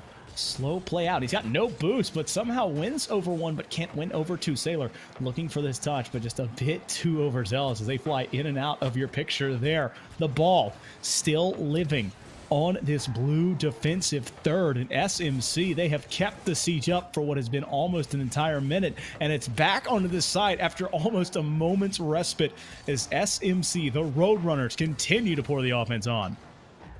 And again, they're just controlling that midfield. Their midfield presence is nothing short of immaculate. They've been able to run the ragged, and not only that, but they've been able to get all of the side boost, effectively boost-starving USA White and keeping them once again within the confines of their own territory. But with that being said, SMC has not been able to find the back of the net either. If they're going to try and get on the board, they have really got to get the USA White team out of their own net and prevent these saves from occurring time and time again. So you need to be careful here. Dapu past midfield. That's being a long clear out to midfield. Shark touching off the wall. Want to get it going here. He's going to jump up a bit late. No, opting to let a teammate play it, and they just kind of sit and wait for it to come back to them. So French Fry into the corner. Waiting for the handoff of Shark. Shark pulls a trigger, but can't beat the defender waiting in that Poot to McGillicuddy. Able to save that, winning a dunk, but can't get it past that third player. And so we sit at just under 2 minutes left to be played. 0 goal score, but that's going to be broken. No, Sailor can't find the touch, and this one rolls past the defense, but is saved by Dapu, and another golden opportunity that SMC could not collect. Now, you see, that was it. That was their goal to score just then, and they're going to be kicking themselves for letting that one slide by, but they're not going to give up just yet, as another save will come through for USA White, and somehow, some way, they are holding on to this 0-0 scoreline, refusing to let SMC into the back of the net. You need to be careful here because iShark has played aggressively. Both of these teams are looking to score on offense, but you've seen that SMC, they are willing to send everyone in the kitchen sink, as that's another save coming off of whoever's nose. Another touch coming through, and now USA White possibly in the possession of their lives, the possession of their series, as that's a save coming off of iShark. Not Dapu, looking for this one in the air, but doesn't have the speed or the touch coming through. SMC wanting this one. iShark can't find the 50, but Fueva stays on top at Sailor. Into the corner, goes off the sidewall, trying to find a shot near post, puts it on, and that can't be saved. SMC able to put it in. And then there we go. That was a decent solo play. Given credit, of course, to iShark42 for getting the 50-50 that led to that pass, but still, it was the solo touch from Sailor, getting it up and off the wall, and then the secondary touch to get it over not one but two defenders is what really got that ball to find the back of the net. And now 1-0 in favor of SMC, but we have seen USA White managed to get some last-second goals on the board, but how about not in your own goal? That was oh so dangerous. And again, they find themselves lucky enough to not have been scored on. Well, I mean, it has just been time and time again that I've seen an opportunity arise and SMC has not capitalized. So I think it could be 2 or 3-0. But USA White, they need to find one. They need a singular goal right now, and it needs to happen fast. iShark wins the 50 and keeps the pressure on. Poot wanting to win this one here, but can't get it. So French Fry past him there, and the touch midfield should keep it down. The ball falling down, more of formality at this point, and SMC 2-0. Yep, and now with that, they are 2-0 in the series scoreline and only one game away from keeping their win streak alive. If they win the next game, they will take the series and go down 8-0 on their record, keeping it picture perfect clean. But with that being said, of course, on the side of South Alabama White, if they do not recover here and manage to get some goals on the board and finally put an end to their score drought, they might be going home in a 3-0 sweep. Well, the big thing is, I mean, they played a lot of great defense, and sometimes it was a bit porous, and other times they played very good transitional game. It's just you need a chance, and you need to find a way, be it passing on the defensive side, be it open it up for the long clears. It's something at Soka because, you think of it, we're looking for the meat and potatoes of the meal. They have the garnishing well, but, what is the main course? What do you do? What can you bring to me as a Rocket League team to serve to me as I watch? Can you find that manner, that way, perhaps, Southwest Alabama, to make that go through? I don't know. I just think they need to be a little bit more aggressive. They need to get a little bit mean. They need to start charging the midfield.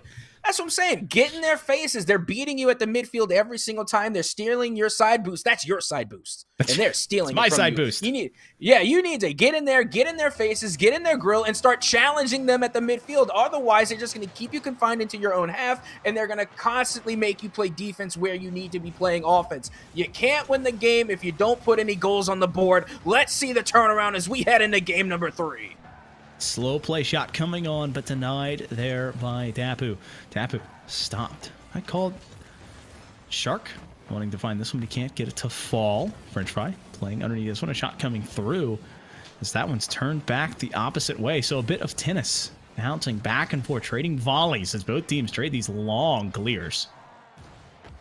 Yep, long clears will get the job done if you're trying to break out of your own half. And now, unfortunately, a double commit will not get the job done for USA White. And SMC, once again, keeping up to their weapons here as that undeniable offense continues to come through for SMC. And once again, they're taking shot after shot. And finally, one will fall with only 40 seconds gone. No, I'm sorry, 50 seconds gone. And they managed to put one goal on the board. Now 1-0 yet again in favor of SMC. Well, it's just a big-time dunk in front of the net, and sometimes it just does not go the way you need it to. But Fry able to force that one in and get out to an early lead. And SMC up 2 games and now up a goal in game number 3. 4 minutes left to be played. Looking to find extension here. That's all 3 players. That's a 3v1, but everyone backed off. They had the power play, they had the ball, they had the boost, but they opted to leave it for a 1v1. Maybe ISO was called in the comms. Yep, maybe. And we all know how important comms are. You got to talk it up. You got to speak it up to your teammates. Let them know a little bit of something. Give them as much idea of where the ball is and where their teammates are at all times. Communication is key, especially in a game like Rocket League. And now it's going to be Poots McGillicuddy trying to put that one down and in, but iSharks will clear it out as the ball finds its way back into USA White territory as the 50 will go up high. Is now not Dapu is going to be putting this one down, and once again they are just giving possession away to SMC as Forever is going to put a stop to that as they will win the 50 out, making this one go back down towards the midfield. And the demo coming through from iShark is going to put an end to not Dapu. Is now not Dapu is going to be putting this one down back towards the SMC territory, but once again we just see them struggling to put any shots on target so far. Well, it stands here as they need to find their first mark. That one's on their own side, and that's not the shot we were talking about, my friend. So I was worried that was going to go the wrong way. A demo coming through, but miscommunication as that challenge comes early with the demo as well. So the ball's still on Fueba's nose. Poots waiting for the pass, so the pass never comes. The respawning Dapu able to stay on this. iShark, though, keeping the pressure on and flipping the field the entire length, making sure that ball does not turn early to give his team time and just space really to get that boost back and kind of get that wherewithal after that demo into a double commit. Yeah, and that's what we're seeing. That's why the demo meta is so strong, and that's why the demo plays cause such a disturbance, because it can force these missed positions. It can force a double commit. And so far, what we're seeing from SMC is an absolute demolition derby. We already saw iSharks go absolutely nuttery-buttery on to not Dapu, but finally, they're going to return the favor, and they're going to put the Shark down as another demo will come out on the field. But now a shot opportunity from the Sailor will put this one on and in. No demos needed there. It is now a 2-0 lead in favor of SMC. I love the reasoning and understanding that Sailor has to get back down and pinch this ball as quick as he can. He obviously is not in the best position to do so, but getting enough of a touch to beat that last defender means the Road Runners Now up by 2 goals in 2 games. A 2-0 scoreline. Now looking to make it 3, but French Fry can't get it to fall. The possession still on. All 3 orange cars still up and around in the mix. Very much alive in this offensive possession, but Poots able to throw it into the corner and try and stall this one out. 98 seconds left to play a pass midfield. That's a shot coming from Sailor flying into your screen. It's 3-0. Yep, once again, we're seeing Eye Sharks and Sailor really connect here with the 1-2 give and go, and that's all you need. Sailor already there and in the air to put that one into the back of the net, and now 3-0 in favor of SMC. And again, this is what we were talking about that we wanted to see from USA White, but unfortunately, we're not seeing a lot of pass plays come from USA White, at least not intentionally. Not a lot of ball control on their side of the pitch, unfortunately. But when we look at SMC, we can constantly see the communication, and we already talked about how important the communication was. And right now, it seems that SMC, they just have it on all sides as Eye Shark once again finds Sailor. It's like these two teammates just have telepathy. They know where they're putting the ball without even saying it. This is some top-notch team plays coming out from SMC. Yeah, the University of South Alabama, unfortunately, the Jaguars are just bending under this pressure and have given away 4 goals now in game number 3. And this mountain continues to get higher and higher as they have not found a goal in over 9 minutes of Rocket League game time, and SMC still firmly in control of the series and looking to put it away and make it a sweep. Absolutely, and this has been SMC's strategy from the get-go, from the jump. Keep USA White in their own territory, keep putting shots on target, making them play defense, confining them into their own half, and then, of course, forcing those double commits. We saw it earlier, the constant pressure being put on target, not to mention the demos, forcing all types of misdirections, and SMC, again, is just coming full throttle against this USA White team, so I got to give them credit where credit is due. They have played absolutely phenomenal from start to finish as we approach the remaining 25 seconds.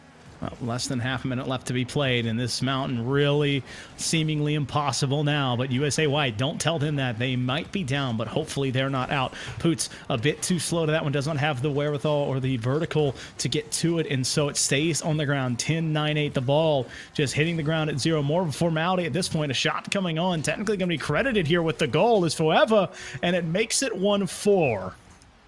Hey, we take those. There's nothing wrong with that. That was a nice little floater 50-50 shot right there with the demolition on top. Nothing wrong with that. 3 seconds left to go. Get yourself a consolation goal to take home with you. Well, you know, maybe you can get one more on a kickoff. Optimism, but no, it's just immediately stuffed out there by French Fries. And Sailor and company going to let this one fall harmlessly to the ground. And SMC make it 3 straight on the back of a beautiful offensive performance there in game number 3. Yeah, and don't get me wrong, if we were doing predictions, this is pretty much what I would want to say that I would call it. Again, I'm not the best. You know, I'm definitely not the best when it comes to predictions. But when you're looking at a 7-0 team going up against USA White, you know, you kind of want to make that prediction. But the win streak will continue to go strong, and SMC, Southwestern Michigan College, will remain undefeated now sitting very, very cleanly at an 8-0 record. Well, that, unfortunately, at Soka, is going to be our last game of the evening. So thank you guys so much for joining us in our Rocket League adventures here on the main channel, on the B stream as well. My name is Foof. This has been at Soka. This has been NECC Rocket League. We'll catch you on the next time.